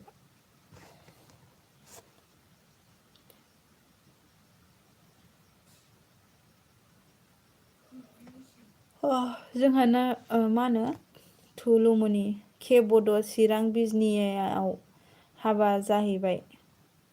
हाबा जानायसो बिदिब्लाना थुलुमनि नोङो। महिमा ब्रह्म लरग' आं लोगो खालामबाय नोंबो आंखौ बेक होफिनदो। हाय लरग' नै महिमा ब्रह्मआ नोंखौ लोगो खालामबायनो लरग' नोंबो महिमा ब्रह्मखौ लोगो खालामदो। नेलिक्स बिनय बसुमतारी सापर्ट खालामदो दे अनोबा। बिनय बसुमतारी आदाया सापर्ट खालामदो दे नेलिक्स दैमारिखौ अनोबा दङबा। बुमसोरां बर' समायना नुदों आब' नोंखौ फ्रम बाक्सा। थेंक इउ बुमसोरां थेंक इउ स' माच। आरो सापर्ट खालामदो भिडिअफोरखौ नायबाय थादो उनावहाय। थुलुमनि बर' आब'आ beautiful thank you so' much. गोजोननाय मोनदों। लकेल बय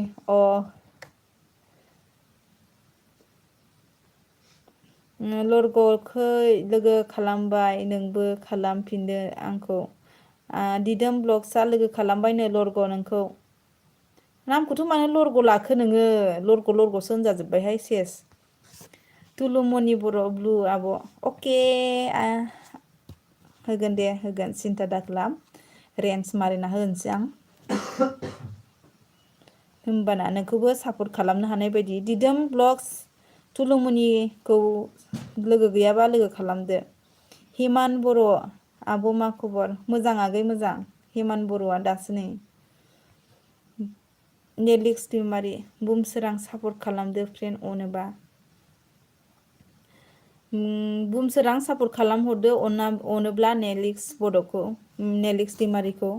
के बड' हिमन बर' आंखौ सापर्ट खालामदो साबसक्राइब खालामदो होनदों। हिमन बर' के बड'खौ लोगो गैयाबा लोगो खालामदो।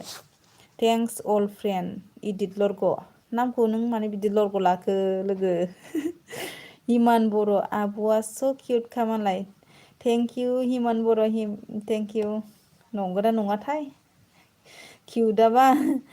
थुलुमनि बर' दे सोर सोर आंजों फ्रेन्ड जानो बुंदो। थुलुमनि बर'खौ लोगो खालामदो दे अननानै नेलिक्स दैमारिमोन आरबि ब्लग्स अननानै लोगो खालामदो। आरबि ब्लग्स जुयेल बसुमतारी दंना गैला ब्रा आं कमेन्ट हरना दोनदों बेक टु मी। जुयेल बसुमतारिया बिराद गोबावसै दहायनिफ्रायनो फैयासै थांखो ना माखोथाय बियो। Mahima Brahma good night bye bye bye. Good night Mahima Brahma मोजाङै उन्दुदो आरो मोजां मोजां सिमां नुथों। Have sweet dreams. आब'ना हासबेन्डआ मा मावोब्रा गाव खिन्थानो लाथोंसै नामा आं लेंहरसै मानसिखौ ना मा बुङो गुमैखौ नायनोबा।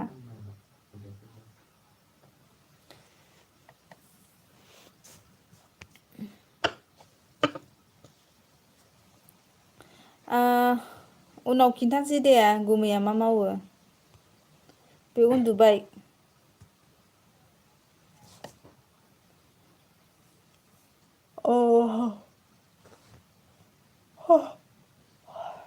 उन्दुबायनो सिखारनो बाबाय। आब'आ हाबा जाबायमोन नामा हाबा जाबायलै नों गुमैखौ नायगौमोन ने। बड' स्टार फ्रेन्ड जानो ना जेबो नङा उनाव नायनोसै औ उनाव नायदो दे। आरो भिडिअफ्राव दंखायो नों गुमैया आं भिडिअ होनाय दंखायो माखासे।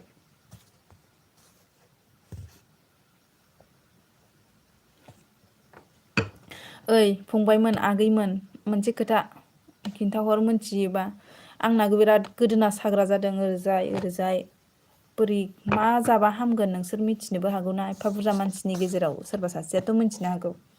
गोदोना सानाय जाबाय थादों आङो नायख्लेंबो हाया ओरै खालामबो हाया ओरै खालामलाबायनोबो हाया सायो। मा जाबा हामगोन दे अननानै खिन्थाहरलाय सनाफोर। सोरबाफोर लोगो खालामनो गोसो दंब्ला खालामहरबानो जाबाय दिदोम आदाखौ। नेलिक्स दैमारि सिख्ला बादि नुथारो आब' नोंखौ। सिख्ला बायदि नुमारोना मबाइलावसो नुयोहाय रियेलाव बुरैसो। बड' स्टार थुलुमनि साबसक्राइब खालामना होबाय आं। थुलुमनि लोगो खालामबायनो बड' स्टारा। आरबि ब्लग आंना थुलुमनिया फ्रेन्ड दंखायो फुरानासो दंखायोनो माथो थुलुमिनि नोंजों आरबिया।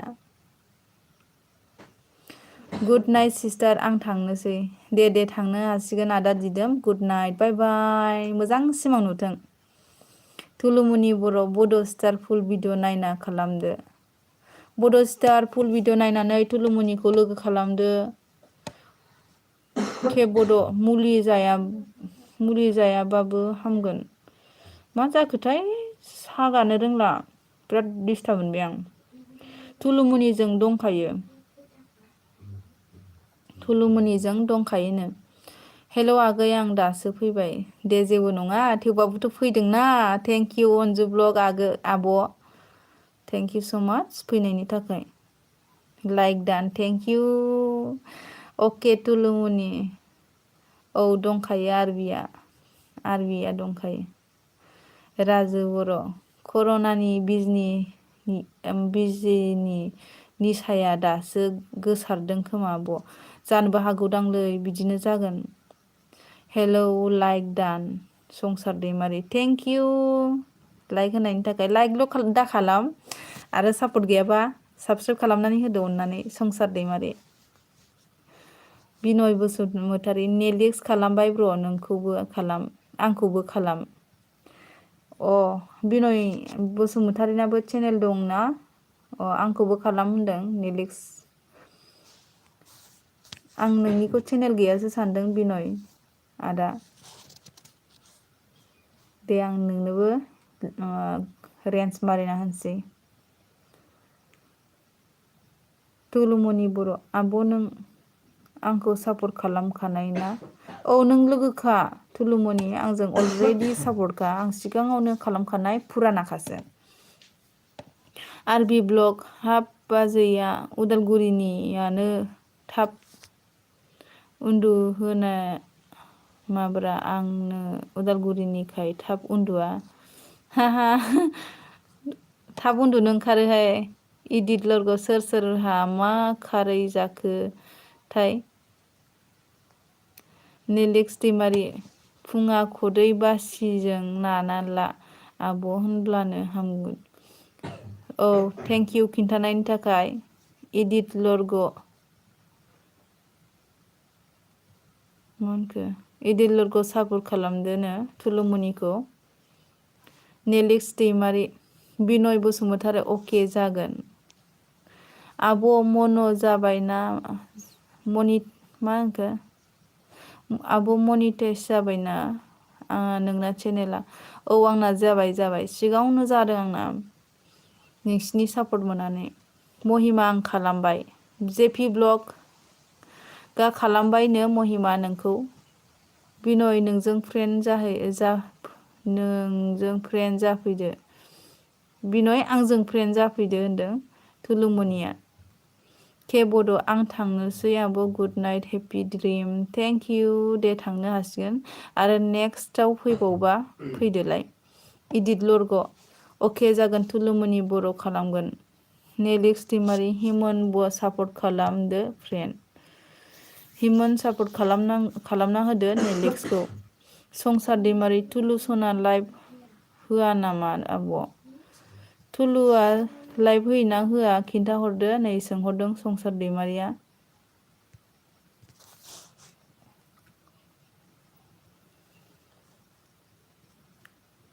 इदित लरग फैदो आंबो बेक खालामफिनगोन। संसार फुङावनो मा होनखो होदोंमोन आं। दहाय फैदोंमोन माने। साहा बागान दं खोमा ना बाजै नोंसिना? सिगांनि भिडिअआव नुदों। दंमोन दंनायालाय। मा गोदान ना गोजाम आगै नोङो? आंनि चेनेलाव संसार दैमारि आं नोंनिखौ मा होनो गावस्राबाय दे आंनिखौबो गावस्राबायना होदो प्लिज। संसार दैमारि नोंनिखौ सापर्ट खालामबायनो आरबि ब्लगआ। अनजु ब्लग ब्लु होदो लोगो। अके होगोन दे होगोन।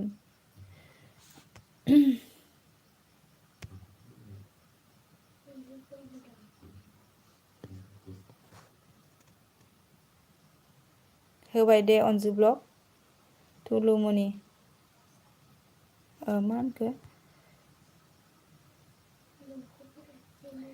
1 मान्थआव बेसे डलार खालामनो हायो आब' नों भिडिअ होबाय थाबालाय 1 मान्थआव बेसेबां डलारसो जागोनथाय नायानो आङो बारायानो बारा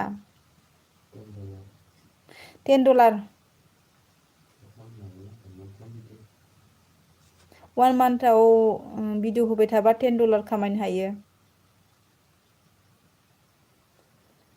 ब्लु खालाम आंखौबो लकेल बय होगोन दे होगोन लकेल बय आं नोंनिखौ ब्लु होनोसै दै नायदो नोङो मोनसे कमेन्ट हरफिनलाय आं होबायमोन नै जादोंना जायाखै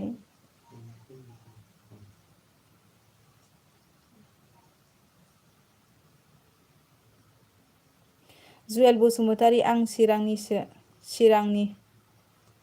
चिरांनिसो आरोना संसार दैमारि कारेन्ट गैयामोनलै आब' दासो फैदों केरेलाना कारेन्टआनो बार बारबाथाय थाया नामा एसे इदिट लरग' फ्रेन्ड जादो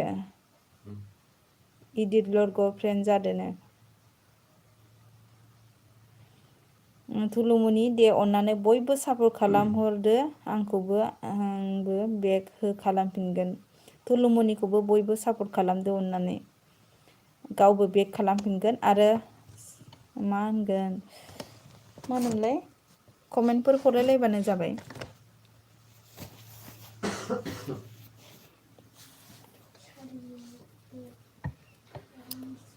जेपि ब्लग इदिट लरग' आंजोंबो लोगोआव फैदो संसार दैमारि अके आरबि अनजु ब्लग बड' स्टार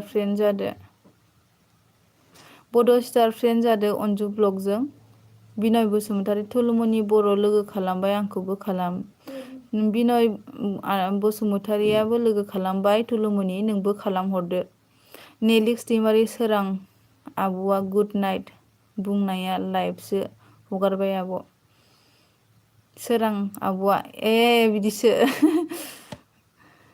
थुलुमनि बर' जुवेल बसुमतारी फ्रेन्ड जानो हागोन ना जुवेल बसुमतारी फ्रेन्ड जानो हागोन नामानो थुलुमनिया बुंहरदों आरबि ब्लग अके संसार दैमारि बेक टु मी प्लिज संसार दैमारि बेक खालामफिनदो आरबि ब्लगखौ थुलुमनि बिनय जागोन डियार निउ फ्रेन्ड खाम जेपि ब्लगआ बुंदों गोदान लोगो दं गैयाबा गोदान लोगो खालामनो हागोन जेपि ब्लगखौबो लकेल बय जाबाय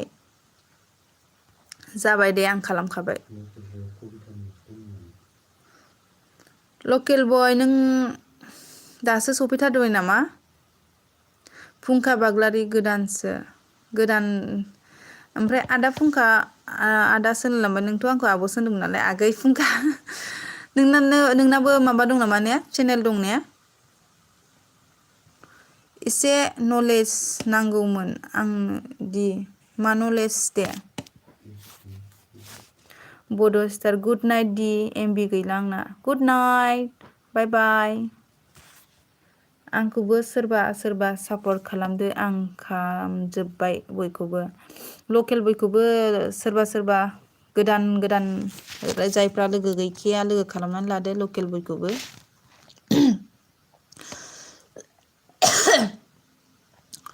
बड' star bye bye Nelix Daimari good night आब' गुड नाइट आगैमोन सनाफोर बयखौबो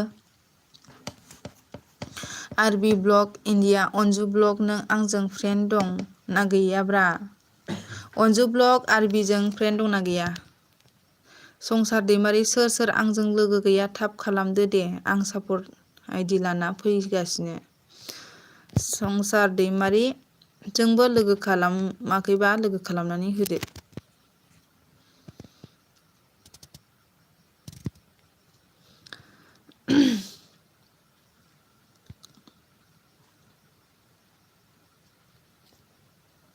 खोरोबाव थाखो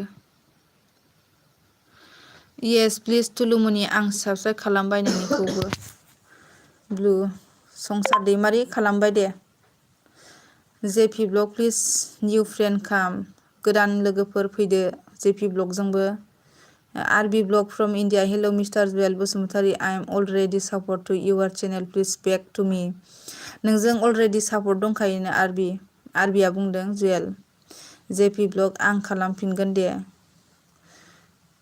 दंखायो आरबि उन्दुसै आगै दे गुड नाइट आदा बिनय मालाबा फैदोलाय थुलुमिनि बर' बिनय खालामबाय दे बिनय खालामबायनो नोंनिखौ थुलुमिनिया जुवेल खालामनि र' जुवेल नोंनिखौबो खालामगोननो अके अनजु ब्लग थेंक्स आरबिया बुंबाय जुवेल बसुमतारी अके संसार आं खालामबाय संसार नोंखौ खालामबाय जुवेला इदित लरग सिबाय आंखौ सिबाय आब' आंखौ मानोबा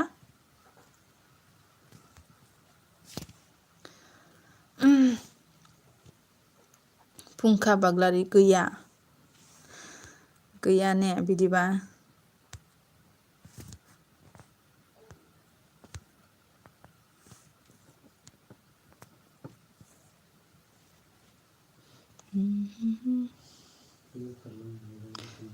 सोरो जेपि ब्लग इदिट लरग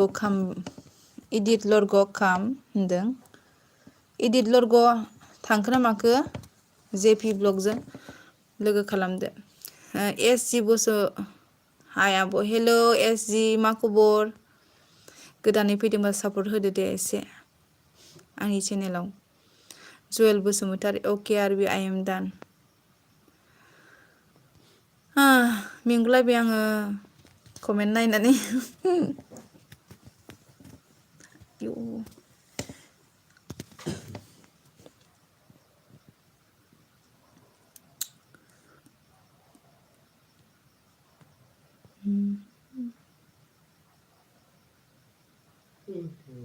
खेमसे किस खालामना हो बाजै सोरखौ बिपुल कसारि आं किसखौनो खालामनो रोङाबा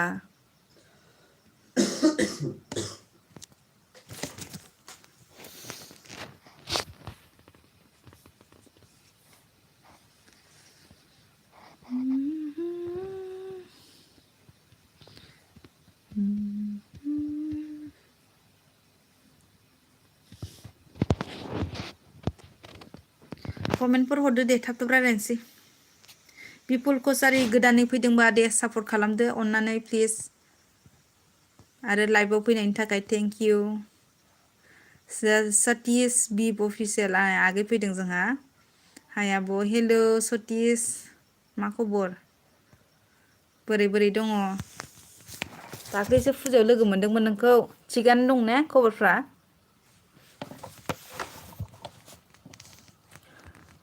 इदित लरग आब' आं दा आसामाव गैया आब' बहाथो थायो दे खिन्थाना होदो बबाव थायो नोङो इदित लरग जुवेल कन्टेन्ट जुवेल मा होनखो नाइस कन्टेन्ट आरबि किप डुइं पकरा ब्रह्म बा नामफोरा मालाय गाजा हेलौ आइ एम संसार लाइक दान संसार नोंखौ लाइक होबाय आंखौ होदोंना होआखै पकरा ब्रह्म ब्लु होगोन दे पकरा ब्रह्म आं नोंनिखौ ब्लु होना होनसै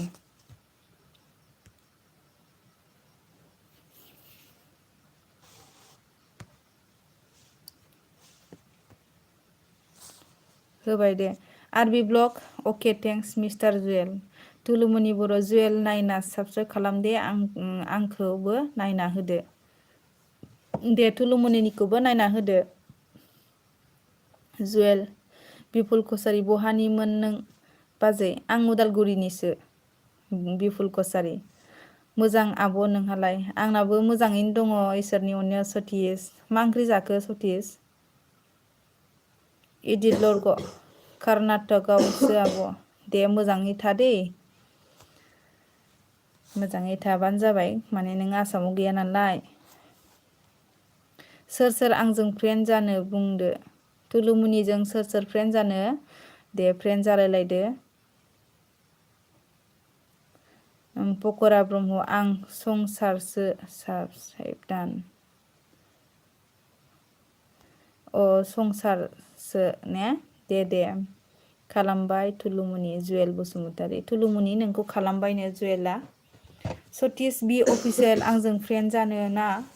थुलुमुनिया बुंदों सतीश नोंजों फ्रेन्ड सतीश थुलुमुनिजों फ्रेन्ड जानानै होदो। हिमालय गाइस हेलौ हाय हिमालय हाय टिएन बर' हेलौ फ्रेन्ड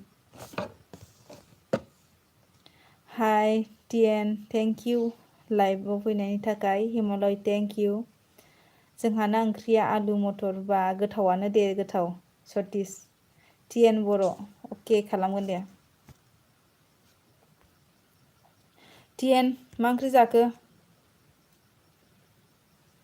जुयेल बसुमतारी सापर्ट खालामदो हिमालय गाइसखौबो अननानै सापर्ट होदो दे। आरो नैबे सतीश फंबायखौबो सापर्ट होनानै होदो। बेहाबो चेनेल दङ।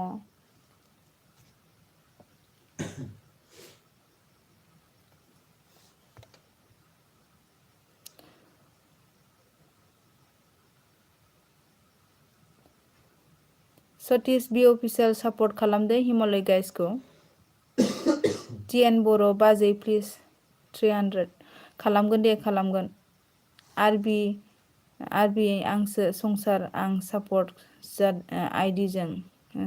आइडिजों खालामबाय दे 70 जाबाय होनदों हिमालय गाइस ब्लु दे हिमालय टिएन बर' सापर्ट खालामदो Himalaya गाइसखौ।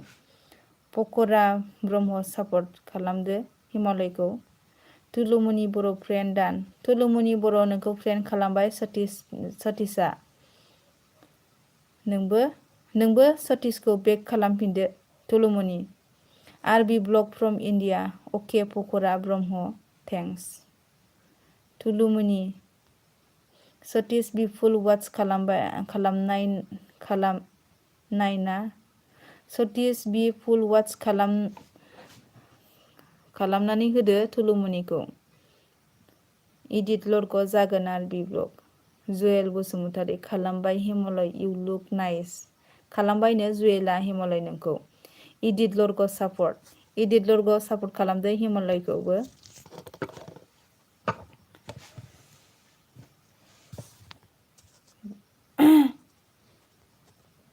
TN Boro' Himalaya guys please back Himalaya टिएनखौबो बेक खालामफिनदो। आरबि थेंक्स फ्रेन्ड इदिट लरग नाइस।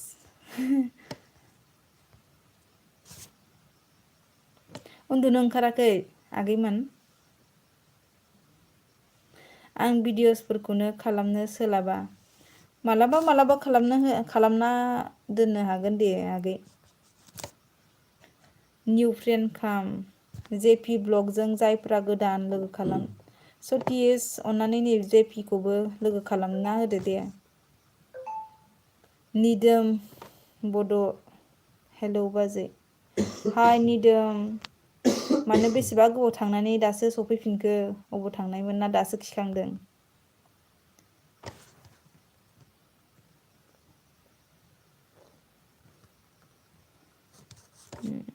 आब' नोंस्रा साबैसे दं न'आव? जोंना 7 दङ।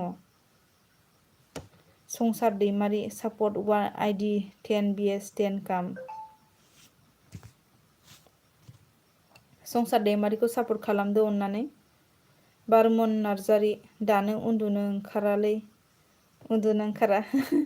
बारमन नार्जारि गोदानैबा आंखौ सापर्ट खालामदो अननानै।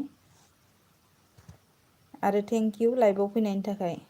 निदोम बड' उन्दुनो सुखुवासैलै बाजै मानोबा माखौ गोसोखांबाय थाखो? उन्दुनो ओंखारलायै इदिट लरग प्लिज सापर्ट टिएन बड'खौ सापर्ट खालामदो इदिट लरग। बेथन मोनबा सा लोंनो हरगोन आंबो र' दे अके जुयेल बसुमतारी हरबाथ' मोजां। आब'खौ फुजायाव लोगो मोनना हेपि मोनबाय माथो होनो मोनना मा हेपि मोनबाय माथो होनो मोनना माथो होनो मोनना माने दाख्लैसो फार्स्ट टाइम लोगो मोननाय नालाय आंबो हेपि मोनदों। मोजाङानो सतीश लोगो मोननायनि थाखाय दे। आं माने नुसनबावाखैमोन नोंखौ नोंसो रायलायग्रोबाय ना आंजों ओमफ्राय इयावसो नुसनदों आङो आंबो बोरैबा ग्रोब दखानाव थाथ'नायजों नोंखौ लोगो मोननायजों नों रायदावाबाथ' आं मोननायानो नुबावामोन बिदिनो रायदावबानो जाबाय नुबानो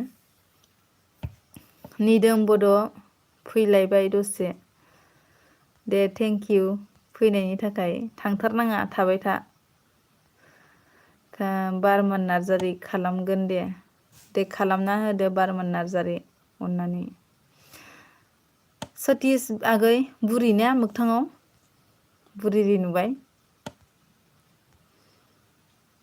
संसार दैमारि अय लोगोफोर आंखौ थाब खालामदो दे आं सापर्ट आइडि लानानै फैगासिनो थाब खालामदो सोरनो संसार दैमारिखौ थाब सापर्ट खालामबानो जाबाय बेलेग आइडिजों फैगासिनो बिथाङा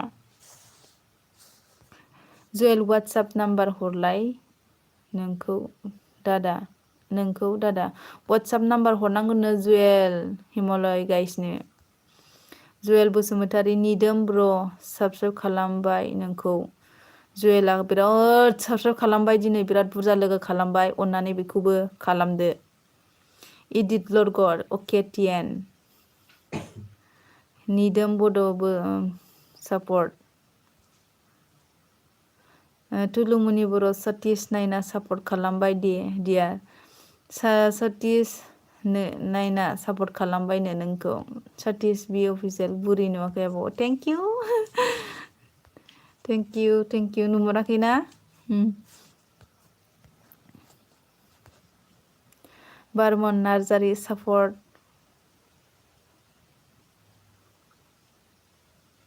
नोंनि फुजानि भिडिअसआव सोरखौबा नुफादोंमोन आब' सोरखौ नोंनि गार्लफ्रेन्डखौ नुदों ना मादों गार्लफ्रेन्डखौ नामा आंथ' नुसनाखै सोरखौ नुदों दे खिन्थाहरलाय आंनि फुजानि भिडिअसआव माखासे फुजानि भिडिअसखौनो दानफ्लांजोब्बाय आङो आरोबाव सोबावनो नागिरनाया थुलुमनि बर' इदित लरग फैदो नोंबो बेक खालामफिनगोन आंबो बेक खालामफिनगोन इदित लरग थुलुमनियाव फैदो बेबो बेक खालामफिनगोननो निदोम बड' थुलुमनिजों लोगो दंना गैया लोगो खालामदो आंजों थ' खालामनाय दंखायो आंजों हिमालय जुवेल मा ओंख्रि दादा मा ओंख्रिनो जुवेल संसार दैमारि खालामदो दे थाब सोर खालामदों खोन्थाहर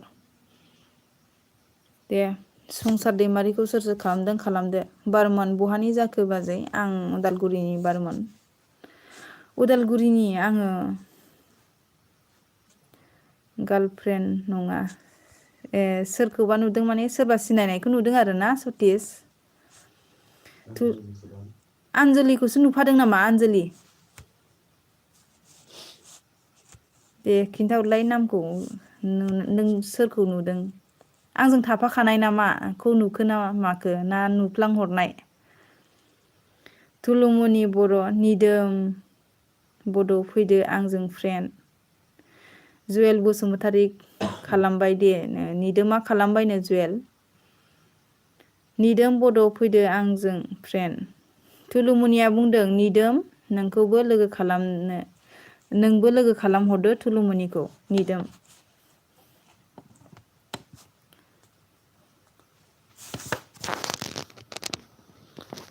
निदोम बड' आं नोंनिखौ सापर्ट खालामबाय दे प्लिज आंनिखौबो बेक खालामदों आरबिया निदोम नोंनिखौ लोगो खालामबायनो सतिस नों हायाव जिरायनायाव खनाथिं सोरखौ नुदों थाल खालामलाय खनाथिं पलि नामा पलि बिहाव बिखुनजोखौ नुदों थारमाने बिहाव बिखुनजोआसो दंमोन नोंना बिथिंजाय गसंनानै थानाय ना मानाय देलाय दे खिन्थामारलाय दे नामखौनो खिन्थास्रादो नोङो जेपि ब्लग निउ फ्रेन्ड खाम जेपि ब्लगखौ जाय गोदान जायफ्रा दासिमबो लोगो गैया गोदान फैदोंबा खालामना होदो जेपि ब्लगखौ अननानै टिकेन्द्र हाजं हाय बाजै hello Tikendra hello Satish B official बिहाव बिखुनजो औ जोंनि खाथियावनो दंमोन जोंनि खाथियावनो दंमोनथ' आरो नोंना बिहाव बिखुनजोआ चावमिन पक'रा बाब्रे चावमिन पक'रा फैबाय सोरबा हेल' आइ एम संसार लाइक होबाय अ संसारसो नोंना निउ माबाया दहाय निउ आइडिया बेनो दा चावमिन पक'राया नामा दे आङो रेन्ज मारना होनसै दै होबाय आङो होबाय दे चावमिन पक'रा ब्लु होबाय आं दाबो जा गोजाङो ना बाजै आसामाव दा बुंसै बिराद गोजांखायो टिकेन्द्र हाजं सापर्ट खालामदो हिमालय गाइसखौ चावमिन पक'रा ब्लु खालामखाबाय दे चावमिन थुलुमनि बर' खालामनाय दंखायो आंनिखौबो खालामदो दे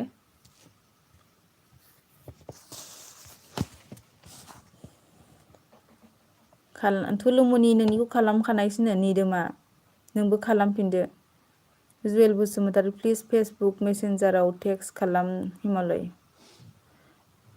Himalaya Facebook मेसेन्जाराव text खालामनांगौनो Juwel बसुमतारीखौ थुलुमनि Bodo' निदोम okay chowmein pakora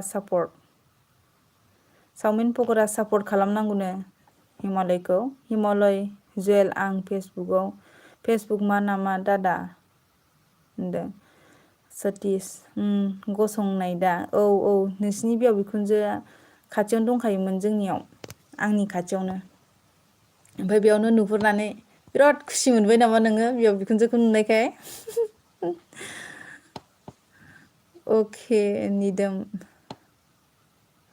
Juwel Basumatary RB blog from India Satish B official I am already support to your channel please do you back me आरबिया सापर्ट खालामबायनो सतीश बि नोंखौ बेक खालामफिनदो अननानै chowmein पक'रा संसार दैमारिखौ सोर खालामदोंमोन थाब खालाम हर अनलि 6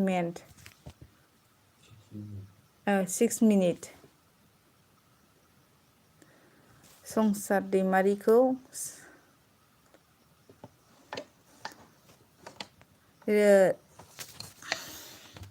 नैबे निदोम बड' आरबि होनबाथाय रिपसो होनफ्लांनो नागिरखायो आंहा फाग्लिसो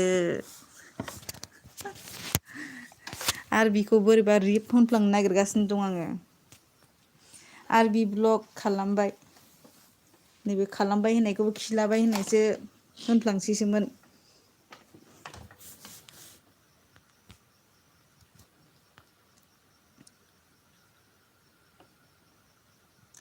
खालामबाय हिमालय चावमिन पक'राया खालामबायनो हिमालय नोंखौ आरबि ब्लग खालामबाय दे ब्रादार आंनिखौबो खालामदो निदोम बर'खौबो खालाम हरफिनदो आरबि ब्लग नोंखौ खालामबायनो निदोमा वालस्रां अफिसियेल भिडिअ हाय वालस्रां आब'निफ्राय मा जाखो जोंना उदालगुरि बारमोन नार्जारि आं ओंखारथ'नोसै दे फन फैबाय अके बारमोन अके जुवेल होनदों निदोमा सतीश आरबि ब्लग फ्रम इन्डियाखौ सापर्ट खालामबाय सतीशआ निदोम आं सापर्ट टु इउर आरबिया निदोमखौ सापर्ट खालामबायनो नोंबो बेक खालामफिनदो जुवेल बसुमतारी सतीश जुवेल बसुमतारीखौ सापर्ट खालामना होदो अननानै जेटिएच हाय आब' हेल' जेटिएच थेंक इउ लाइभआव फैनायनि थाखाय RB blog from India thanks mister Satish B official Himalaya guys दानसोरां बर' सापर्ट खालामदो हिमालया बुंदों दानसोरां हिमालयखौ सापर्ट खालामहैदो थुलुमनि निदोम बड' बय सापर्ट खालामबाय दे निदोम बड' बय सापर्ट खालामबायनो थुलुमनिया नोंबो खालामफिनदो चावमिन पक'राखौबो खालामदो नैबे लिंक होना दोनखादों नायनानै भिडिअखौ रहित मुसाहारि सापर्ट हिमालय रहित मुसाहारि सापर्ट खालामदो हिमालयखौ चावमिन पक'रानि लिंकआव थुनानै बयबो सापर्ट खालामदो दे। नै लिंक होखादों बिथाङा। आंबो खालामगोन, आंनियावबो कमेन्ट हरनानै दोन चावमिन। जुवेल बसुमतारी सतीश नोंखौबो आं खालामबाय ब्र नाइस। नोंखौ साबस्क्राइब खालामबाय जुवेला। सतीश जेपि ब्लग निदोम बड' खालामबाय गाबोन खालाम। निदोम नोंखौ खालामबाय जेपिआ नोंबो गाबोन खालामफिनदो जेपिखौ। हिमालय गाइस वर्ल्डस्रां official video support. Please support खालामदो वर्ल्डस्रां हिमालयखौ। चावमिन पक'रा संसार दैमारिखौ थाब थाब खालामहर मोनगोन बा आइडि। हिमालय गाइस नों आंखौ सापर्ट खालामबाय ना खालामाखै प्लिज आरबिखौ सापर्ट खालामदोंना खालामाखै हिमालय नोङो? दा थांबाय थानो नागिरदों। जुवेल बसुमतारीनि चेनेलखौ साबस्क्राइब खालामखानायसो आं नायो जुवेलनि भिडिअसखौ। सतीश बसुमतारीया सतीशआ नायखायोनो जुवेल नोंनि माबाखौ भिडिअखौ अलरेडि सापर्टखा माने। थेंक्स सतीश। रहित मुसाहारि अके रहित मुसाहारि आंनिखौबो गोदानै फैदोंबा साबस्क्राइब खालाम साबस्क्राइब। निदोम बड' बय अके तुलुमुनि बाजै खालामबाय। निदोमा खालामबायनो तुलुमुनि। रहित मुसाहारि खालामगोन बयबो जौगानांगौ। खालामनांगौ बयबो जौगानांगौथ' आरो नोंनानो राइट रहित मुसाहारि। आं नोंनिखौबो रेन्ज मारना होनसै नोंनाबो चेनेल दंना गैया खिन्थाहरदोल' नोङो। जेटिएच बर' दहाय सोमश्री बर' इउटुब चेनेलाव आं फैनाय नोंनाव आब' आंनो जेटिएच बर'आ अ दे चावमिन पक'रा बे आंनि सापर्ट आइडिसो। आं संसारसो होनो चावमिन पक'राया। आं लं भिडिअ नायनासो सापर्ट होदों आंखौबो सर्ट भिडिअ नायनासो सापर्ट होदो माथो उन जाफिनबा। निउ जइन मि गाइस गोदान लोगो जादों हिमालयजोंबो। गाजा कुइसन्स खालामोना जुवेल बसुमतारी बारमोन नार्जारि खालामबाय। आरबि ब्लग फ्रम इण्डिया खालामबाय ब्र। स्टेला आब' फैदों। हेलौ लाइक दान आंनिखौबो सापर्ट खालामनो दिस थिन सोदोम फ्रेन्ड।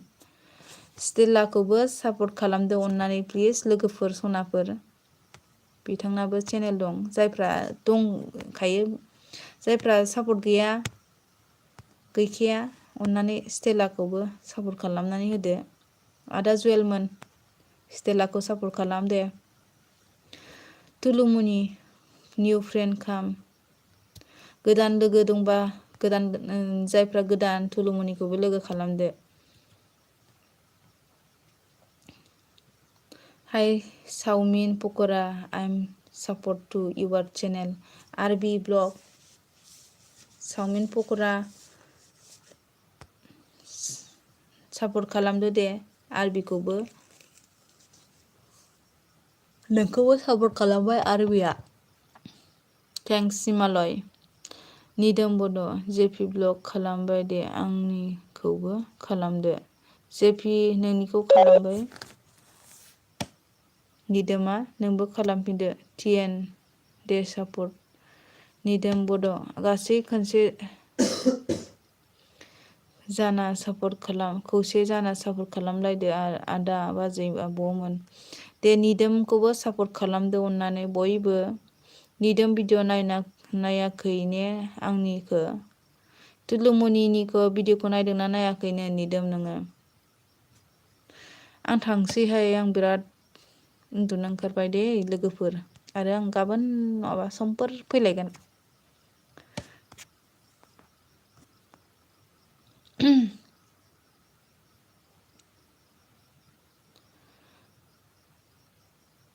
आं थांसै दे सनाफोर बाय बाय टाटा।